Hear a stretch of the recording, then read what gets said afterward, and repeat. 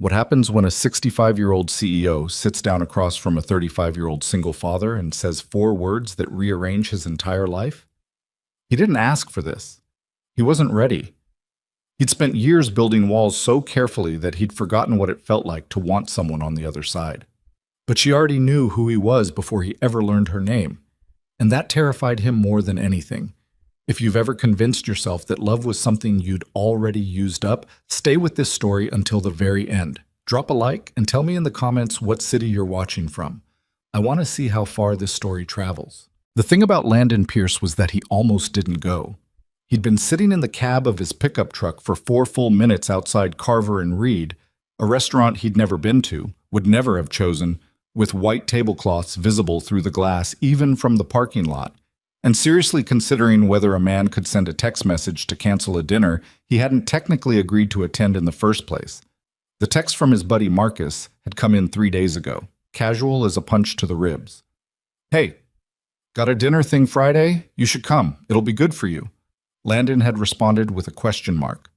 "Just come," Marcus had written back. "You need to leave your house more than once a week." That had been the whole conversation. No details. No heads up. No mention of the fact that Landon would be showing up to a restaurant that clearly charged $40 for a plate of food before you even looked at the wine list, wearing a flannel shirt he'd only half-ironed because Rosie had knocked his iron off the counter that morning, and he hadn't been able to find where it landed for 15 minutes. Rosie was 7. She knocked things over. That was just a fact of his life now. He looked at himself in the rearview mirror and decided, reasonably, that this was a terrible idea. He looked tired. He always looked tired. There were lines at the corners of his eyes that hadn't been there 3 years ago, and his hair needed a cut he kept pushing back because there was always something more urgent, always something at the nursery, or something with Rosie's school schedule, or something with the delivery truck that needed looking at. He pulled out his phone to text Marcus. Then the passenger window of the truck got 2 sharp knocks on the glass, and Landon startled badly enough to drop his phone between the seats. Marcus was standing outside, grinning in that specific way that meant he knew something Landon didn't. "You've been sitting here for 5 minutes, Marcus said when Landon rolled the window down. "I was watching from the door. I was thinking." "You're always thinking. Come inside. It's cold." Landon retrieved his phone from between the seats. "Marcus, what kind of dinner is this?" "The eating kind." Marcus was already walking away. "Come on, no." There were 4 of them at the table when Landon arrived. Marcus, Marcus's wife Diane, their friend Petra, who worked at the city planning office, and an empty seat that Landon assumed was his. The table was round. Landon took the empty chair and told himself this was fine. This was just dinner, and he'd be home before 10 so he could check in on Rosie at his sister's place. He was looking at the menu, genuinely reading it, trying to decode what pan-seared duck breast with pomegranate reduction was supposed to mean as a meal, when he heard the soft sound of a chair being pulled out beside him. He didn't look up right away. He assumed it was a server. Then Marcus cleared his throat. Landon looked up. The woman settling into the chair beside him was not a server. She was maybe 60, 65, and she moved with the kind of ease that doesn't come from relaxation. It comes from decades of learning not to apologize for taking up space in a room. Her coat was a deep charcoal gray, tailored at the shoulders. Her silver hair was pulled back simply. No jewelry except a single watch on her wrist, the kind that didn't need to announce itself. She looked at Landon directly, not checking him out, not performing warmth, just looking, the way a person looks when they're deciding whether to say something they've already prepared. "I'm Evelyn Ashcroft," she said. Her voice was even, low, untroubled. "I'm your blind date." The menu in Landon's hands did something he didn't authorize. It tilted slightly to the left, and he had to grip it with both hands to keep it from sliding to the table. "I'm sorry," he said. "Evelyn Ashcroft. And you're Landon Pierce." She turned to flag down a waiter with the subtle authority of someone who had spent her life in rooms like this. "I'd like still water, please. No ice." Landon looked at Marcus. Marcus was suddenly very interested in the breadbasket. "Marcus," Landon said. Marcus tore a roll in half. "The sourdough's really good here." Diane, wonderful, traitorous Diane, patted Landon's arm. Just relax, she said quietly.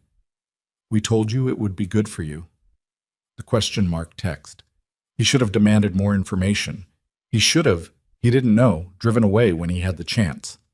4 minutes in the parking lot, and he'd still walked inside like an idiot. He set the menu down. He looked at Evelyn Ashcroft, who was now reading her own menu with the composure of someone who had not just announced herself to a stranger as a blind date at a dinner table in front of witnesses. You knew, he asked her. Before tonight, you knew what this was. She glanced at him over the top of her menu. I did. And you're not... He stopped.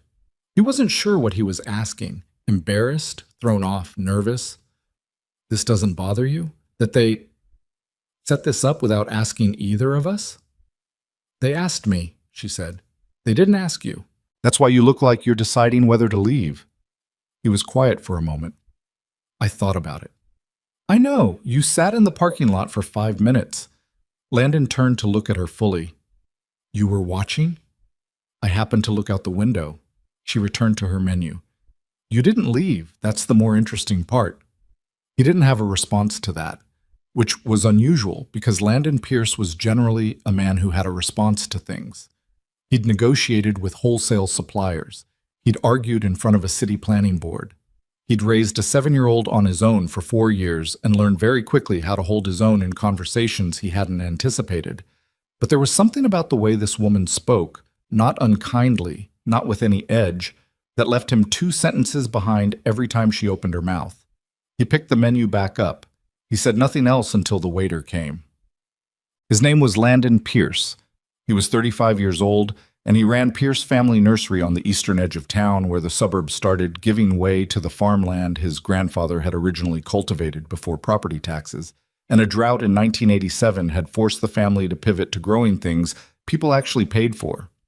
The nursery was small, 7 acres of growing space, a greenhouse he'd rebuilt himself after a storm took out the original structure, a retail storefront that had been his mother's idea and which now accounted for roughly 40% of their annual revenue. He had 3 part-time employees, a delivery truck with a temperamental transmission, and a reputation in the local landscaping community that was solid enough that he kept the lights on every month without too much drama. He hadn't always planned on being a nurseryman. That had been his father's life, and then by slow necessity, his. What he had planned, the version of the future he'd been operating toward until roughly 4 years ago, had involved a woman named Claire, a house they'd been saving for, and a general sense that his life was moving in a direction that made sense. Then Claire had left, not cruelly, not dramatically. She'd simply sat him down one evening and explained, with the specific exhaustion of someone who had been talking herself into something for too long, that she couldn't do it anymore. That the nursery, the town, the pace of their life, it wasn't what she wanted, and she'd known that for a while, and she was sorry. She'd left before Rosie's 3rd birthday. She'd moved to Portland. She sent cards at Christmas and on Rosie's birthday that Landon kept in a shoebox in the closet because he wasn't sure what else to do with them and couldn't bring himself to throw them away. Rosie barely remembered her. That was its own kind of grief, the low, ambient kind, the kind that doesn't announce itself but sits in the background of an ordinary Tuesday and makes everything slightly heavier. He'd learned to carry it. You learned, eventually. You got up at 5:30 because the greenhouse didn't care what had happened the night before. You made lunches. You remembered where her library books were. You found small satisfactions in things that were true and solid. A good growing season, a Saturday morning when Rosie decided she wanted to help him water the seedlings and followed him around the greenhouse for 2 hours, asking questions he didn't always know how to answer.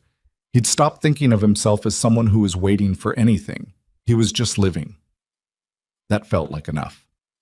And now he was at Carver and Reed on a Friday night being watched by a 65-year-old woman who had somehow, in the space of 90 seconds, made him feel more seen than he'd been in years.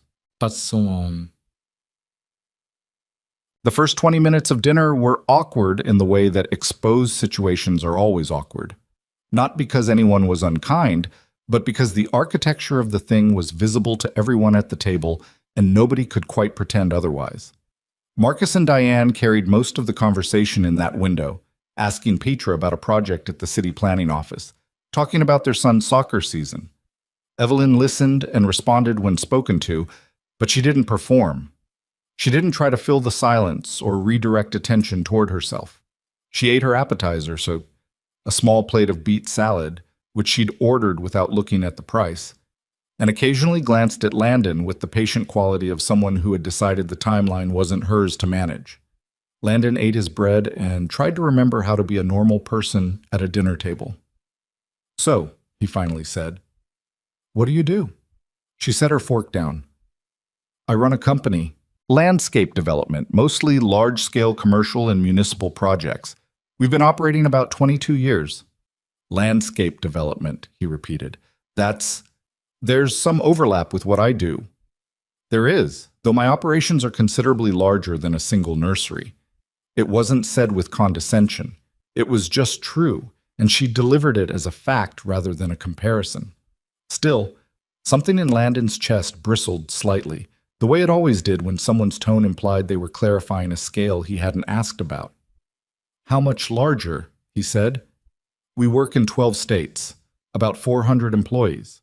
Last year we completed a major green corridor project for the city of Denver, which was about 18 months of work." He didn't say anything for a moment. "That's," he started. "Significant, yes."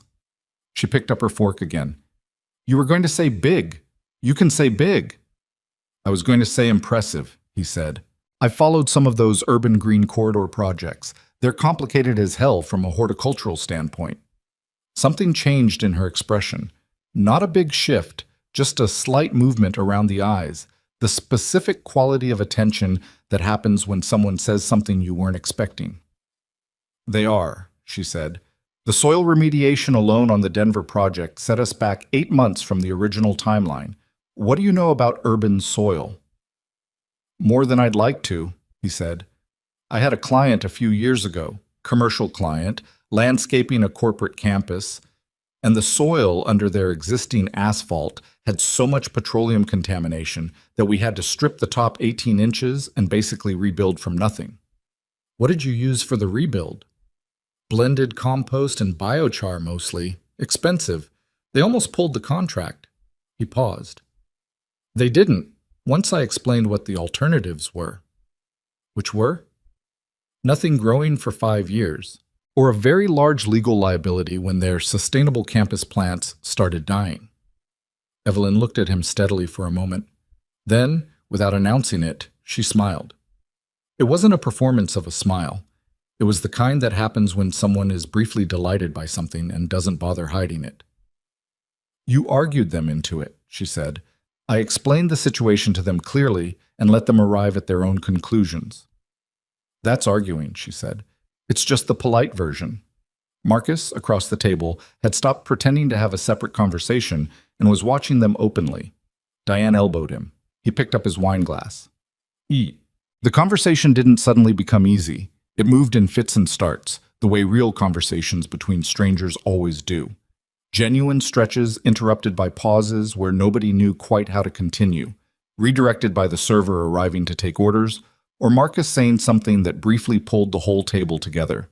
But when it was just the two of them, which happened, in the way that dinner tables work, in small pockets between the larger group conversation, something kept pulling Landon back. She didn't talk about herself the way successful people usually did. No referencing of accomplishments as casual asides. No dropping the name of the company as a shorthand for credibility. When he asked her how she'd gotten into landscape development, she didn't give him the polished version. "Badly," she said. "I started as a contract landscaper in my 30s. Residential. I didn't have the capital for equipment, so I borrowed tools from neighbors and eventually from a woman 2 towns over who ran her own operation and felt sorry for me." "Did you pay her back?" "Eventually. Took about 3 years. She never charged me interest, which was the kindest thing anyone did for me in those years." Evelyn turned her water glass slowly in her fingers. "I made a lot of mistakes in the first decade. Some of them were expensive. One of them, a municipal contract I took on before I was ready, cost me almost everything I'd built." "What happened?" "I underbid to win the contract, which I knew at the time was a bad idea and did anyway, because I wanted the job badly enough to ignore what I knew.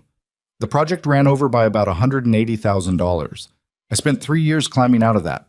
She said it flatly, without the hedging language people usually applied to failures in professional contexts. She didn't say it was a learning experience or it made me stronger. She said it cost her almost everything. And then she said she spent 3 years climbing out, and both statements just sat there, unvarnished. "Why tell me that?" Landon said. "You asked." People who get asked about their path to success don't usually lead with the part where they almost went bankrupt. "No," she agreed. "They usually skip to the part where things worked out. That's more comfortable for everyone." She looked at him directly. "But it's not very honest." Landon was quiet for a moment. Outside the restaurant windows, the street was lit with the pale sodium glow of the city at night, and he could see people moving past in coats and scarves, everyone on their way somewhere. "I appreciate that," he said. "I know you do," she said. "You were listening differently when I told you. Most people get politely uncomfortable." "I grew up watching my father make decisions under pressure," Landon said. "He was honest about the ones that didn't work. I think that's how I learned that. You can say the thing that didn't work without it being the only thing you are." "Your father's still alive?" "No, he passed about 6 years ago. Heart attack. Pretty sudden." "I'm sorry." "He had a good run," Landon said, which was what he always said, and which was true, and which also wasn't the whole truth, but it was the only version of it he knew how to offer at a dinner table. Evelyn didn't push. She nodded once, as though she understood that some things were answered and some weren't, and let it pass. They talked about his daughter 40 minutes into the meal. Landon brought it up himself, which surprised him later when he thought about it. He didn't usually lead with Rosie around people he didn't know. Not because he was ashamed of being a single father, but because it changed conversations in ways he'd grown tired of. People either got awkward, or they overcorrected into enthusiasm, or they asked questions that had a specific quality of pity underneath them. "I have a 7-year-old, he said. "Rosie. She's with my sister tonight." Evelyn didn't get awkward. She didn't overcorrect. She said, "What's she like?" It was a simple question. He'd been asked it before. But something about the directness of it, not "how do you manage?" or "that must be hard," or "oh, you do it alone." Something about just "what's she like?" made it easier to answer than he expected. "Relentless," he said. "Curious about everything. She went through a phase of asking me where everything came from. Not in a philosophical sense, literally. Where does the bread come from? Where does the flour come from? Where does the wheat come from? How does the wheat become flour?" I spent about 3 weeks answering chain questions. "Did you know all the answers?" "No, we looked a lot of things up." She got very interested in grain mills for about 2 weeks, had me watch a YouTube video about a restored mill in Vermont. He stopped. "I'm not sure why I'm telling you that." "Because it's real," she said simply. "The mill video. That's what actually happened." He looked at her. "Most people, when they talk about their children," she said, "they summarize. They give you the headline version. She's great, she's hard, she's growing up too fast. You told me about the mill video. That's different." He didn't know what to do with that observation except absorb it. "She sound like someone who knows exactly what she wants?" Evelyn asked. "God, yes," Landon exhaled. "She has opinions about everything. The arrangement of her bookshelves, what order we do the morning routine. She told me last month that the way I fold her shirts was inefficient and showed me a better method she'd learned from a video." "Was it better?" "Honestly, it was. I've been doing it her way since." Evelyn laughed at that. Not the polite kind, an actual laugh, a brief unguarded sound. "She sounds extraordinary." "She is," Landon said, and then the simple truth of it hit him the way it sometimes did when he said it out loud. "She is. Regardless of everything, the exhaustion, the logistics, the years of waking up in the morning as the only adult in the house with nowhere to put the weight of that, she was. She genuinely was." He looked down at his plate for a moment. "She asks about her mother sometimes," he said.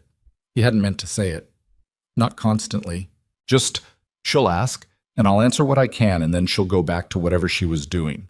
Like she's just calibrating, checking the map every so often." "What do you tell her?" "That her mother loved her, that people sometimes can't stay, that it doesn't mean anything about Rosie."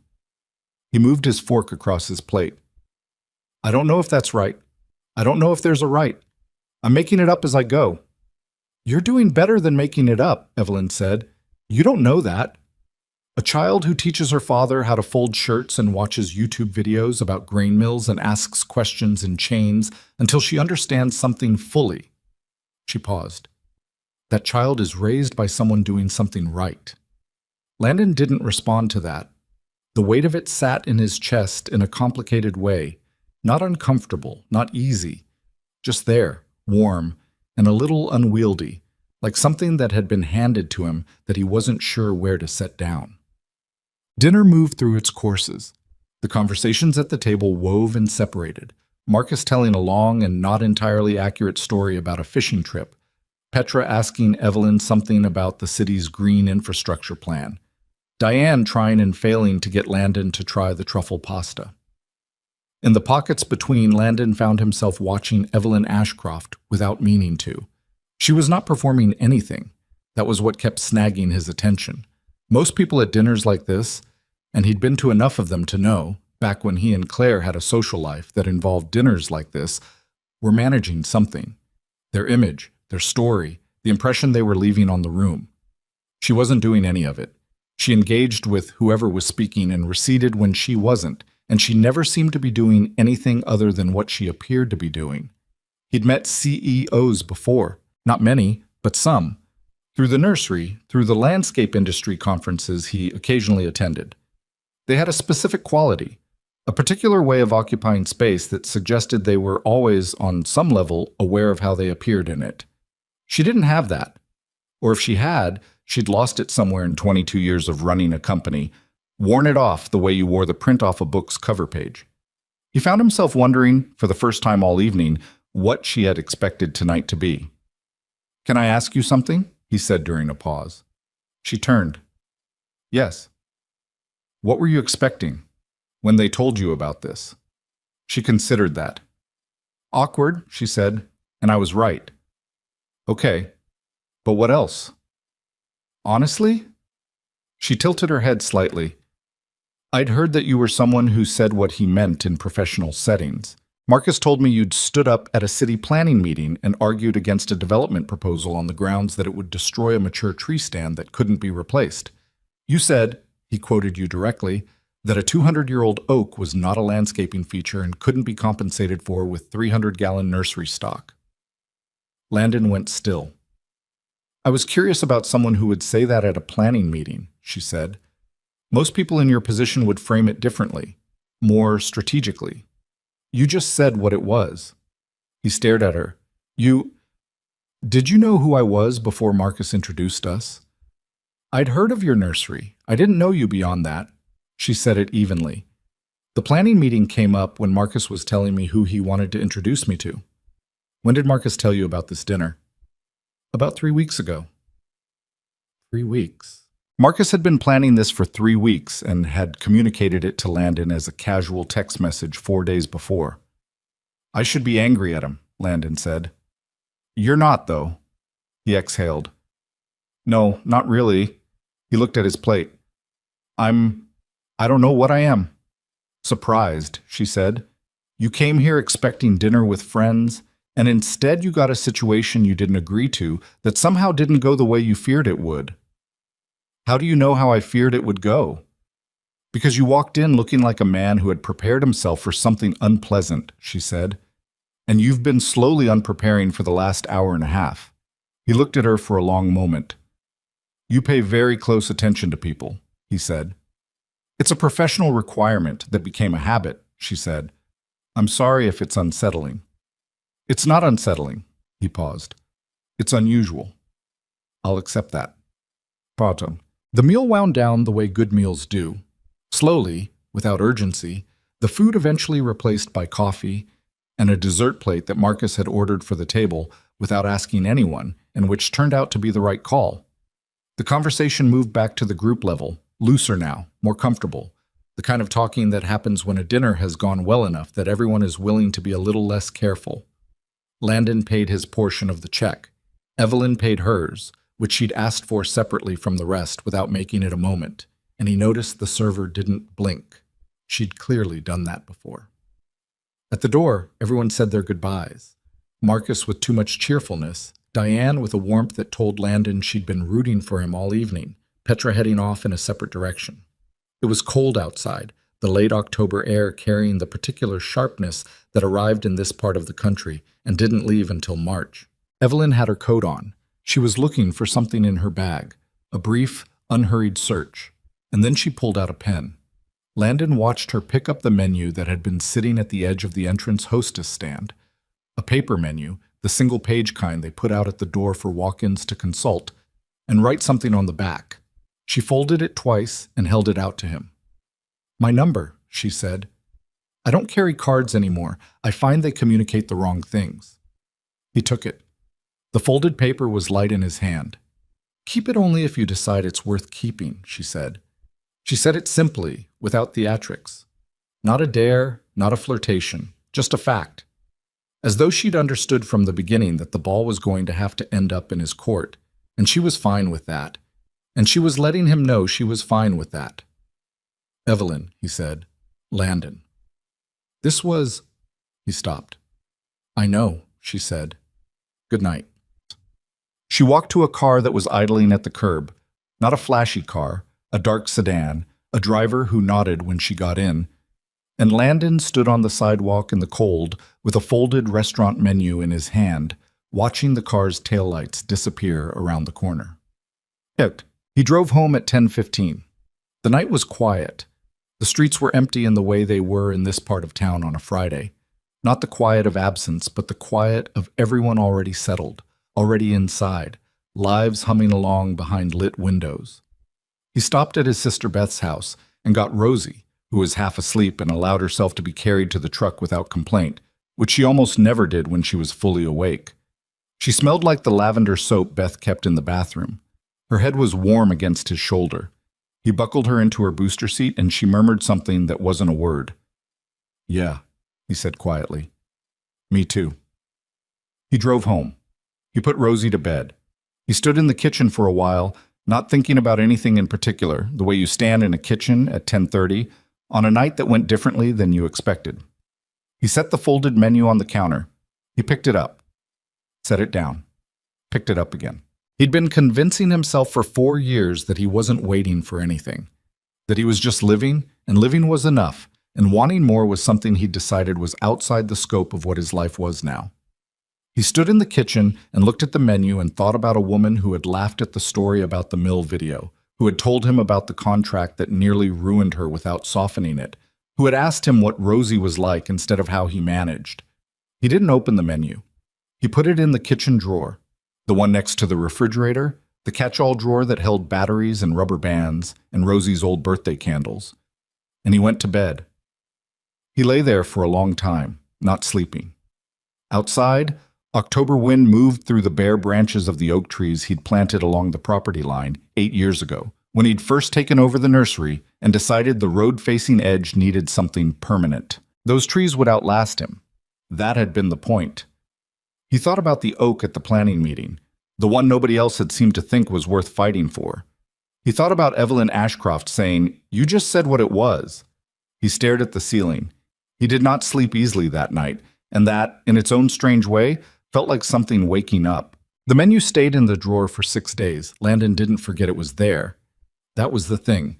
He was acutely, inconveniently aware of exactly which drawer it was in, exactly how far folded, exactly where it sat relative to the spare batteries and the tangled rubber bands and a birthday candle shaped like the number 6 that Rosie had asked him to save because she liked the color of it.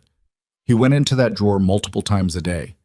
That was just the nature of a kitchen catch-all drawer. You needed things from it constantly. Tape, a pen, the small screwdriver he kept meaning to move to the garage and never did. Each time he opened it, the folded menu was there, slightly off-white against the clutter, and he'd find what he came for and close the drawer and go back to whatever he'd been doing. He wasn't avoiding it. He was thinking. That was what he told himself, and it was partially true. He was thinking about the conversation, about the specific quality of attention she'd given him, about the way she'd said, "Keep it only if you decide it's worth keeping," without any particular weight on the word decide, as though she genuinely meant it as an option rather than a veiled expectation. He was also, if he was being honest, slightly afraid of what it meant that he was thinking about it at all. Thursday evening, Beth called. Beth was 3 years older than him, ran her own accounting practice out of a converted room in her house, and had a habit of checking in on Landon that she framed as casual, but which he recognized as the sustained low-level vigilance of someone who had watched her younger brother white-knuckle his way through the last 4 years, and wasn't going to stop paying attention just because things had stabilized. "How was Friday?" she asked. "Rosie said you seemed weird when you picked her up." "Rosie is 7. Everything seems weird to her. She said you were thinking loud." He didn't know what to do with that. "I was fine." "Marcus texted me," Beth said. Landon closed his eyes briefly. Of course he did. He said it went well. It went. It was fine. It was dinner. With a woman. With several people, including a woman. Landon. Beth. There was a pause on the line. Outside, the greenhouse lights were still on. He'd forgotten to switch them to the timer cycle when he came in, and now he'd have to go back out, which meant putting his boots back on. "Was she nice?" Beth asked. He looked at the drawer without meaning to. She was. Yes, she was direct. She's smart. She runs a big company. Marcus said she seemed like someone who had their life together. "She does, very clearly." He rubbed the back of his neck. "She gave me her number." Silence. "On the back of a menu," he added, which didn't help clarify anything but came out anyway. "Have you called?" "No." "Are you going to?" He thought about the oak tree at the planning meeting, about a woman who'd told him about the contract that had almost ruined her without making it a story about survival. Just a fact, just something that had happened and then been climbed out of. "I don't know," he said. "That means yes," Beth said. "It means I don't know." "Landon, you have not called me to tell me about a woman in 4 years. The fact that you're telling me about this one, you asked." "Means something," she finished, ignoring him. "It's okay if it means something." He put his boots back on after they hung up and went out to fix the greenhouse lights. It was a cold night, clear, the kind of clear that only happened when the temperature dropped enough to sharpen everything. He could see the tree line at the edge of the property, dark against a sky with more stars than the town usually let through. He stood there longer than he needed to, breath fogging in the cold. He went back inside and called the number on the menu. She answered on the 3rd ring. "Landon Pierce," she said, not a question. "You saved my number." "You called 2 days earlier than I expected," she said. "I'd put the over-under at the end of the week." He sat down at the kitchen table. "What made you think I'd call at all?" "The fact that you took the menu," she said. "You could have handed it back." He hadn't considered that at the time. He thought about it now. "That's a reasonable point. How are you?" "Fine. Busy. The cold snap is bad for the citrus I'm overwintering in the greenhouse. I've been monitoring the temps every few hours." "What are you overwintering?" "Meyer lemons, mostly. Some kumquats. A client wanted a citrus corner in their sunroom, and I'm starting them from larger stock because the schedule's tight." He paused. "You asked." "I did ask," she agreed. "What's the temperature threshold you're managing for?" "Below 45, they start to stress. I've got the greenhouse holding at 50, but there's a corner near the old ventilation panel that runs a few degrees cooler. I've been putting blankets on the more sensitive ones." "Blankets on citrus trees," she said, and he could hear that she wasn't laughing at it, just registering it. "That's either very dedicated or very ridiculous." "Usually both," he said, "at the same time." She made a small sound that was the telephone version of the smile he'd seen across the dinner table, brief, unannounced, real. "How was the rest of your week?" he asked. "Long. We had a board call Tuesday that ran 3 hours over schedule because 2 of the directors can't agree on a project bid timeline, and I spent most of Wednesday mediating something I shouldn't have had to mediate." "What were they disagreeing about?" "Whether 6 months is enough time to complete preliminary environmental impact studies for a riverfront development project in Georgia. One director thinks we can compress the timeline. The other knows we can't." She paused. "I know we can't. The question is how to say that to the first director without him feeling that his opinion isn't valued, which it is in general, just not on this specific point where he's wrong." "What did you end up doing?" "I asked the environmental consultant to explain the process to both of them at the same time, in detail, starting from the beginning. The first director spent about 40 minutes realizing on his own that the timeline wasn't realistic. A pause. He came up with the new timeline himself. He felt good about it. Landon was quiet for a moment. "That's not mediating," he said. "That's maneuvering. It's the same thing, done well." "You're not wrong." He found himself almost smiling. "Does it ever get exhausting, managing how people arrive at conclusions?" "Constantly," she said without hesitation. "But the alternative is telling people they're wrong directly, and then you spend the next 6 months managing their wounded pride, which is more exhausting." I tend toward the direct approach. "I know, Marcus told me about the planning meeting." There it was again. He'd been waiting for it to come back around. "How much did Marcus tell you?" "Just that you'd spoken at a city planning meeting and said something true and unpopular without softening it, and that it had worked." She paused. "He meant it as a compliment." "I know he did." Landon turned his coffee mug in his hands. "It wasn't bravery. The thing they were proposing was wrong. Replacing a 200-year-old oak with nursery stock is not a comparable exchange. I couldn't sit there and let that framing go unchallenged." "What happened?" "They delayed the development proposal. They're supposed to revisit it in the spring with a redesigned plan that works around the tree." He exhaled. "It might not hold. These things get resubmitted and eventually they usually get through. But not yet." "Not yet." A beat of quiet on the line. Outside, the wind moved through the property. "Can I ask you something?" he said. "Yes." "What do you want from this?" "From—" He gestured at the air, which she couldn't see. "Whatever this is." She didn't answer immediately. He'd half expected her not to. To deflect. To give him something easy and non-committal. But the silence stretched the way it did when someone was actually thinking rather than managing. "I don't entirely know," she said finally. "I'm 65. I'm not going to pretend I have a plan." A pause. "I know that I like talking to you at dinner. I know that doesn't happen often enough to ignore. Beyond that, I think we'd have to find out." He sat with that. "Fair," he said. "And you?" she asked. "I don't know either," he said. It's been a long time since I thought about someone the day after meeting them. I've been trying to figure out what to do with it." "You could talk to them," she said.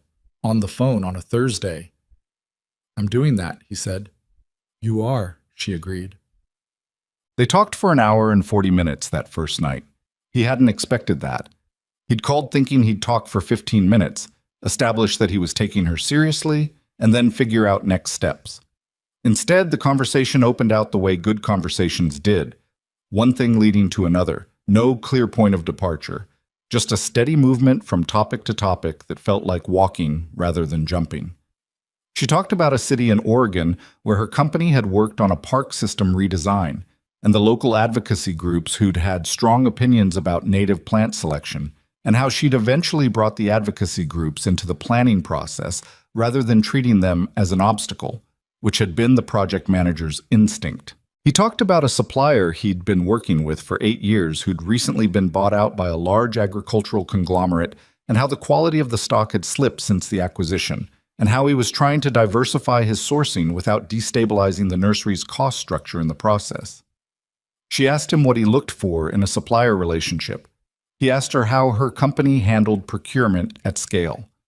They went back and forth on the logistics of large versus small supply chains, and at one point he said something about batch consistency that she pushed back on, and they went back and forth on it for a while before arriving, not at agreement exactly, but at a shared understanding of why they saw it differently. It was the most genuinely engaged he'd felt in a professional conversation in a long time, which felt strange to acknowledge given that this was ostensibly not a professional conversation. "I should let you go," she said eventually. "It's past 10. I don't have anywhere to be," he said. Then, "The citrus." "Go check your citrus," she said. "They're fine. I have a sensor that alerts me." "You have a temperature sensor in your greenhouse." "Multiple," he said. "Rosie helped me set them up. She's very interested in smart home technology." "The grain mill, the shirt folding, and now greenhouse sensors," Evelyn said. "She sounds like she'll run something someday." "I try not to think about it too hard," he said. The pace at which she's growing up is already alarming enough without speculating about the future. There was a warmth in Evelyn's response that he felt across the phone line. Good night, Landon. Good night, Evelyn.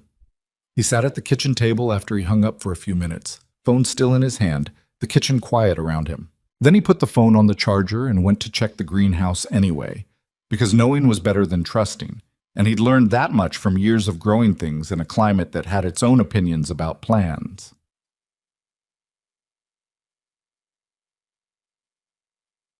They didn't call each other every day. The pattern that emerged over the following week and a half was more irregular than that. A call on Sunday afternoon, 2 texts during the week about nothing in particular, a longer conversation on Wednesday evening that drifted from a disagreement about urban forestry policy into a conversation about her early years running the company that she'd never fully told him the first night. She'd started in her early 30s. She'd been through a marriage that ended without drama, but with the specific quiet devastation of 2 people who had grown into different people without realizing it was happening. No anger, no infidelity, no single event, just the slow divergence of what they each needed from life, made visible too late to course correct. We're still civil, she said. Occasionally friendly. He remarried, I didn't. By choice? Landon asked. Partly. A beat. Partly because what I chose to build instead took all the room I had. I don't know if that's wisdom or avoidance. I suspect it's both. He recognized that. The arithmetic of it. All the room you had, allocated elsewhere so you didn't have to look at the empty spot where something else could have been. I understand that math, he said. I imagined you might. He'd been sitting on the back porch, which he did sometimes in the evenings when the temperature was manageable and Rosie was in bed, just sitting, not doing anything particular, the kind of stillness that had gotten easier to find as the years went by. The nursery property stretched out dark in front of him, the greenhouse throwing a faint amber glow at the far end. Can I ask you something personal? He said. You can ask. I'll decide whether to answer. Fair. He thought about how to frame it. Do you miss it? Having someone. Not a specific person, just the presence of someone in your life who was there consistently. She was quiet for a moment. Not the deflecting kind of quiet. The considering kind. Yes, she said. Particularly in the mornings. The morning has always felt like the time that needs another person in it, and it's the time I notice the absence most. She paused.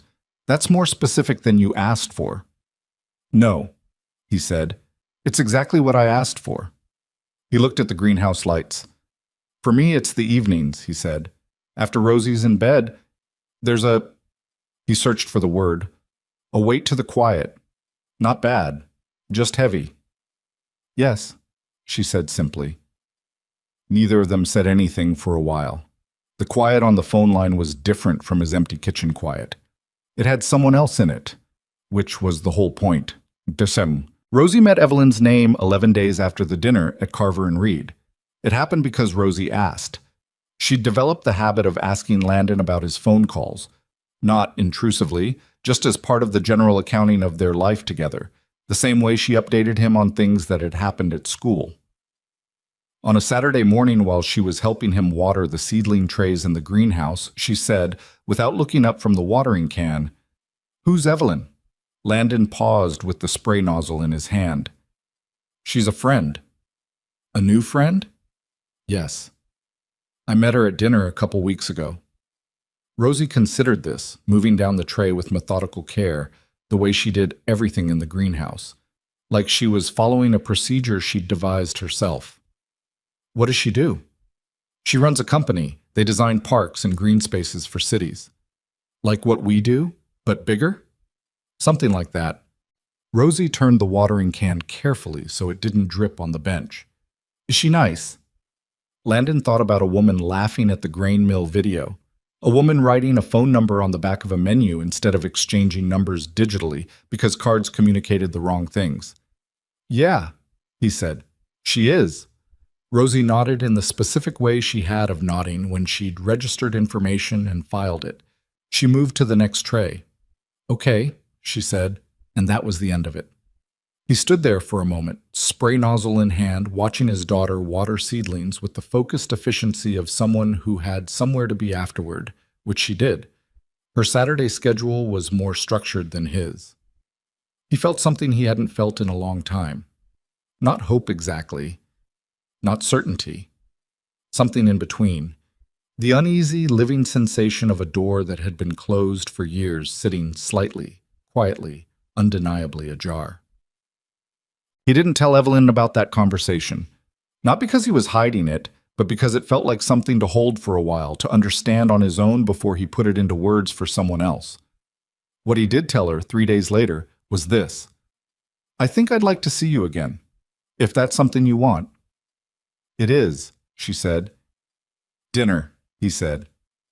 "Somewhere I choose this time. I wasn't the one who chose Carver and Reed. I want that on the record. Marcus chose Carver and Reed." "Marcus chose Carver and Reed," she confirmed. "I only agreed because I'd eaten there before and the beet salad is genuinely good."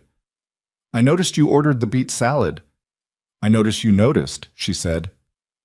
He'd been standing at the nursery's retail counter when he called. The shop empty on a Tuesday afternoon, winter light coming through the front windows at the low angle it held all season in this part of the country. "Saturday?" he said. "I have a conference call at 10 in the morning. Afternoon works." 2 o'clock, he said. "I'll send you the address." There was a pause. "Landon?" she said. "Yeah. I'm glad you kept the menu." He looked at the catch-all drawer across the room, even though he was at the nursery and the drawer was in his kitchen at home, and neither of those things was relevant. "Yeah," he said. "Me too." But Saturday came with low gray clouds and the kind of cold that wasn't brutal but meant business. The early November cold that settled into the landscape like it was getting comfortable for the long stay.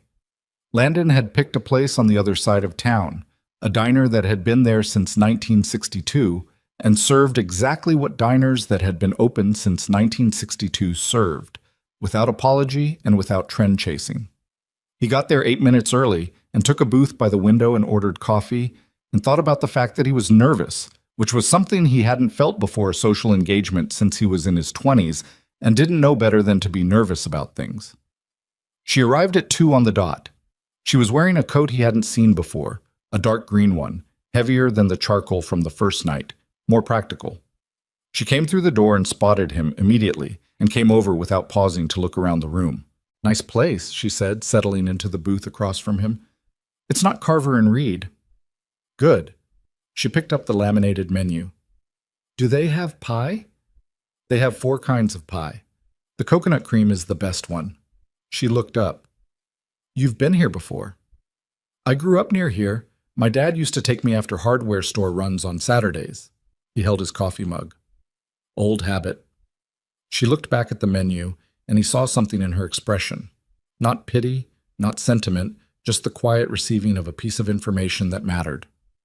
"Then I'm glad you brought me here," she said. It was such a simple thing to say. He didn't know why it landed the way it did. The server came. Evelyn ordered the coconut cream pie and coffee. Landon ordered the same. They sat across from each other in a booth where he'd sat across from his father 100 times as a kid, and the gray November light came through the window, and they started talking. He didn't know, sitting there, that he was falling in love. He wouldn't have used that word. He would have said he was having lunch with someone he was glad to know, at a place that mattered to him, on a cold Saturday that had turned into something better than he'd had any reason to expect. That was enough. For now, that was more than enough. November moved through the way November did in that part of the country. Not dramatically, just steadily, the light getting shorter and the cold getting more settled, the landscape going gray and brown in the particular way that wasn't depressing so much as honest. Things were dormant. That was just what happened. Landon and Evelyn had seen each other 4 times since the diner. Twice for lunch, once at a Thai place Evelyn had suggested that turned out to be legitimately excellent, once at the nursery itself, where she'd arrived on a Wednesday with sandwiches from a shop he hadn't been to and sat with him in the small break room behind the retail counter, while he ate and handled 2 supplier calls and apologized for handling 2 supplier calls. She'd waved it off and looked at the wall of plant care charts while he finished, And when he hung up, she'd asked him 3 intelligent questions about his irrigation system that led to a 40-minute conversation he hadn't planned on having. Once they'd gone to a lecture at the community college. A soil scientist talking about carbon sequestration in urban green spaces, which was the kind of event Landon would never have mentioned to anyone he was dating 3 years ago because it was too specific, too narrow, too much of a thing that only he cared about. He'd mentioned it to Evelyn, half expecting to have to explain why it mattered. She'd said, "What time does it start?" And once, the 4th time, they'd walked the nursery property on a Sunday morning when it was too cold to be comfortable, and Rosie was at Beth's, and Landon had run out of reasons to keep the 2 parts of his life from touching each other at the edges. He'd shown her the greenhouse, the overwintering citrus, the sensor setup, the corner near the ventilation panel where the temperature ran lower, and he'd hung old moving blankets on a wooden frame to create a microclimate buffer. She'd looked at the blanket setup without saying anything for a moment. "That's remarkably low tech," she said. "It works." "I'm not criticizing. I'm admiring the pragmatism." She touched the edge of one of the blankets. "We use thermal covers on large-scale projects. Same principle, different scale." "Everything about your operation is the same principle as mine," he said. "Different scale." "That's either profound or obvious," she said. "I can't decide which." "Both," he said. "Probably." She'd walked the property with the same attention she gave to conversations. Not performing interest, not filling silences with commentary. Just looking, registering, occasionally asking something specific. She'd crouched next to the seedling beds and asked about his germination rates for the native species he was trialing. She'd stood at the edge of the property, where the old fence line marked the beginning of the adjacent farmland, and looked out for a moment without saying anything. "What happened to the farm?" she asked. "Sold about 15 years ago. Different family owns it now. They lease it to a grain operation." He stood beside her. "My grandfather used to work that land too, before he pivoted to the nursery." "Is it strange, watching it become something else?" He thought about it honestly. "Sometimes, less than it used to be." She'd nodded. They stood there for a moment in the cold, 2 people looking at land that had been something and then become something else, and would probably become something else again, and neither of them said anything more about it. That had been 10 days ago. The thing that Landon discovered about spending time with Evelyn Ashcroft was that it didn't simplify.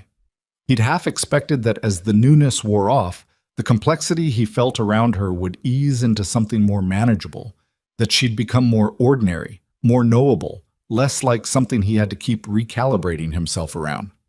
She didn't. She became more specific, which was different. He learned that she was genuinely impatient about one thing only: meetings that could have been emails. She had a low tolerance for people performing thought processes they'd already completed before entering the room.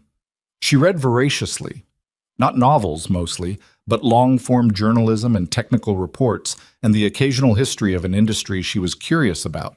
She'd once spent 3 weeks reading everything she could find about the history of public park systems in American cities, and had arrived at a conviction, which she shared with him at length one Sunday on the phone, that the decline of urban parks in the 1970s and 80s had caused measurable social damage that was still being paid down. He'd disagreed with some of her conclusions and told her so, and she'd argued back without getting defensive, and they'd gone back and forth until Rosie appeared in the doorway of the kitchen in her pajamas, wanting to know why he was talking so loud. He also learned that she didn't sleep well. Not chronically, not in the way that suggested something clinical, just the ordinary insomniac pattern of a person whose mind didn't have an easy off switch. She'd mentioned it offhand once, and when he'd asked more about it, she'd said, "I wake up at 4 most mornings. I read for an hour, or I work. I've made peace with it." "What do you read at 4 in the morning?" "Depends. Sometimes whatever I was reading before bed. Sometimes I go looking for something completely different." "And it doesn't bother you, the waking up?" "It bothered me for years," she said. "Now it's just part of how I'm made. It would bother me more to keep fighting it." He'd thought about that for a few days. The specific maturity of making peace with how you were made instead of spending energy trying to change it. He wasn't sure he'd gotten there himself. He was still, on some level, fighting the way he was made in various small ways.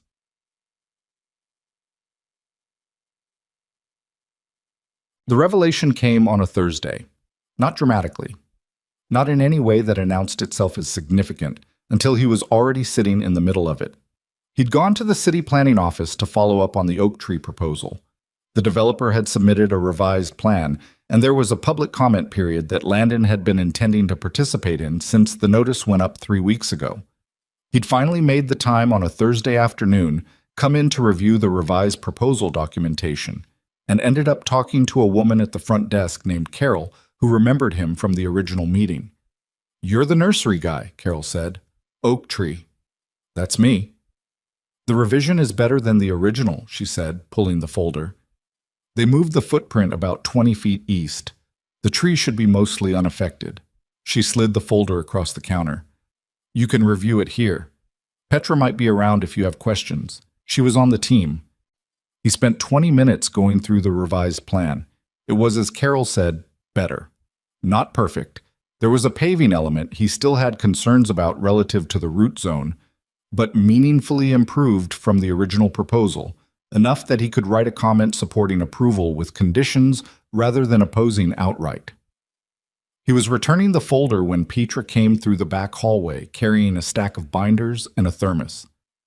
"Landon," she said, surprised. "I didn't know you were coming in." "Walk in. Reviewing the revision." "Good. What do you think?" "Better. I have root zone concerns about the paving on the east side, but I can live with it if they specify permeable material in the construction notes." He held the door for her as she navigated the binders. "Is there a good place to add that as a condition?" "Comment form section 4. Petra set it down the binders. "You want coffee? I just made a fresh pot." He didn't have anywhere to be for another hour. "Sure." They sat in the small break area off the main hallway. Petra poured. She was in her early 50s, had been at the planning office for something like 15 years, and had the practical directness of someone who'd seen enough development proposals to have lost patience for bad faith arguments, but maintained genuine care for the ones that were trying to get something right. "So," she said, wrapping her hands around her mug. "How's Evelyn?" He looked up. "We're friends," Petra said mildly. "She and I have crossed paths professionally a number of times over the years. Her company has done work in the city." She paused. "I knew Marcus was setting something up. He mentioned it to me." "He mentioned it to everyone, apparently." "He mentioned it to me specifically because I know Evelyn." Petra considered her coffee. "She called me before the dinner. She wanted to know more about you." Landon was still. "More than what Marcus had told her?" he said. "She'd heard about the planning meeting. She asked me what else I knew about you. Your work, your reputation, how you operated professionally." Petra glanced at him. She wasn't being calculating. She was being careful. There's a difference. He understood the distinction. He also understood that he was being told something that Evelyn hadn't told him, which was its own thing to sit with. "What did you tell her?" he said. "That you were someone who showed up, at meetings, at the counter, in conversations. That you said what you meant and didn't seem particularly interested in impressing people." Petra shrugged. "The usual honest things people don't usually say about each other because they're too complimentary to feel natural." He was quiet for a moment. "She knew who I was," he said. "It wasn't a question. Not just from the planning meeting. She'd researched." "Asked around is more accurate, but yes." Petra looked at him steadily. "She asked me because she was considering whether the dinner was a good idea. She wasn't sure she wanted to meet someone new, and she was trying to decide if you were worth the risk of caring about something." "And you told her I was." "I told her you seemed like someone who wouldn't waste her time," Petra said, "which is not a small thing to say about a person, if you think about it." He did think about it. He drove home with a specific feeling sitting in his chest that he couldn't immediately name. Not betrayal, not anger, not anything clean. It was more complicated than those. It was the feeling of discovering that someone had looked at you before you knew they were looking, had made a decision about you based on what they saw. And the unease of that wasn't about what they'd seen or decided, but about the simple fact that you hadn't known. He'd spent the whole first dinner thinking she was responding to him as he was that evening, calibrating in real time. He'd found her composure remarkable, Her lack of performance unusual, her direct warmth almost disorienting. Now he understood it differently. She'd arrived prepared. She'd known something about who he was before he ever walked through the door. Her composure hadn't been about being unaffected. It had been about already having done the work. He didn't know if that made it more or less remarkable. He thought it might make it more, but he wasn't ready to arrive at that conclusion yet. He thought about calling her that night and then didn't. He thought about it the next morning while making Rosie's lunch, peanut butter and honey, which Rosie had declared the only acceptable option 2 weeks ago, and which Landon predicted would last another 10 days before she pivoted to something else with equal certainty. And didn't do it then either. He thought about it that evening while sitting on the back porch in the cold, and that time he picked up his phone and set it down twice before he accepted that he was delaying not because he needed more time to think, but because he didn't know how to begin the conversation. He'd gotten used, in his life, to knowing how to begin conversations. He was not a person who struggled with that, generally. He was direct. He said what he meant. What he meant here was complicated. He called her at 8:15. "Hey," she said. Just that. Easy, unguarded, the way she'd started answering his calls since the third or fourth one, when the formality had worn through to something more natural underneath. "I talked to Petra today," he said. A pause. Just a beat. But he heard it. The specific quality of someone who knows what's coming and is deciding how to meet it. "At the planning office," he said. "I understand," she said. "What did she tell you?" "That you called her before the dinner, that you'd asked about me." He was looking at the dark property line, the tree silhouettes against the night sky. "That you'd been thinking about whether to come before you agreed to it." "Yes," she said. "You didn't tell me." "No." "Why?" She was quiet for a moment. Not the avoiding kind, the honest kind. "Because I didn't want you to feel assessed," she said. "I asked Petra because I was genuinely uncertain about whether I wanted to do this at all." Dinner with a stranger arranged by friends. I've done that before. It's usually uncomfortable for everyone and goes nowhere. I needed to know something real about you before I agreed, or I was going to say no. A pause. And then I didn't want you to know I'd done it, because it felt like information that would change how you experienced the evening. "It would have," he said. "I know. I spent that whole dinner thinking I was meeting you for the first time," he said. "That we were on even footing. You already had a picture of who I was." "An incomplete one," she said. "A picture based on secondhand information and one planning meeting, not the same as knowing you. But more than I had of you." "Yes," she said. "That was an imbalance. I'm aware of that." He stood up from the porch step and walked a few paces into the yard, the dead grass quiet under his feet. "Were you going to tell me?" he said. Eventually, when it seemed like something worth telling rather than something that would create a problem before we'd even found out if there was anything here worth protecting. She paused. "I misjudged the timing. I should have told you before Petra did." "You should have told me," he said. "Yes," she said simply.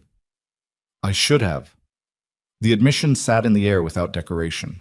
No qualifiers, no contextualizing, just the plain acknowledgement. He exhaled.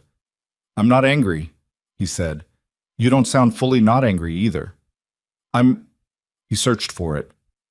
"I'm thrown. There's a difference." He turned back toward the house, the porch light, a yellow square against the dark.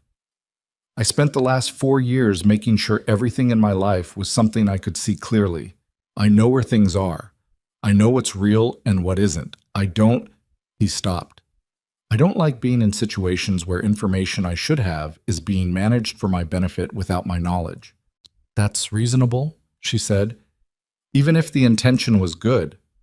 "Especially then," she said. "Good intentions are the most complicated kind." He stood in the yard for a moment, phone at his ear, cold air on his face. "Can I tell you something?" he said. "Please." "The part that I keep getting stuck on isn't that you asked Petra about me. I think I understand why you did that." He moved a stone with the toe of his boot. "The part I keep getting stuck on is that you saw something from across a planning meeting room, some stranger arguing about a tree, and thought it was worth knowing more about. That's the part I'm not sure what to do with." A long pause on her end. Why? She said carefully. Because I've spent 4 years being thoroughly convinced that there wasn't anything here that would catch someone's attention in that way, he said. Not in a self-pitying way, just, I run a small nursery. I raise my daughter. I go to planning meetings about trees. I've decided that was enough. And I meant it when I decided it. He exhaled. And then someone noticed it from across a room and asked questions about it and showed up to a dinner because of it. He was quiet. I don't know what to do with that. The silence on Evelyn's end was different from her other silences. This one had weight. What you described, she said finally, is not a small life. I want you to hear that from me directly. What you described is someone who knows what matters and does the work of it without needing an audience. She paused. That is genuinely rare. Rarer than I can tell you. I've spent 22 years in rooms full of people who are very good at performing what matters to them. It's not the same thing. It is not remotely the same thing. He stood in his yard in the cold and didn't say anything. You noticed it, he said finally. I noticed it, she said. He sat down on the porch step again. The night was still. In the greenhouse, he could see the faint amber of the grow lights, the citrus sitting warm behind their glass walls, oblivious to November. I'm not a simple situation, he said. I need you to know that clearly. Rosie is... She's the first thing. That's not going to change. I know that, Evelyn said. I'm not easy to be with. I have opinions about everything and I express them. I work a lot. My life isn't set up to accommodate someone gracefully. There are logistics that are what they are. Landon, she said, I'm being honest. I know. So am I when I tell you that none of that is news to me and I'm still on the phone. She paused. I'm 65 years old. I don't need graceful accommodation. I need someone who means what they say and says what they mean. And you do. He closed his eyes for a moment. I have to tell you something, he said. Okay.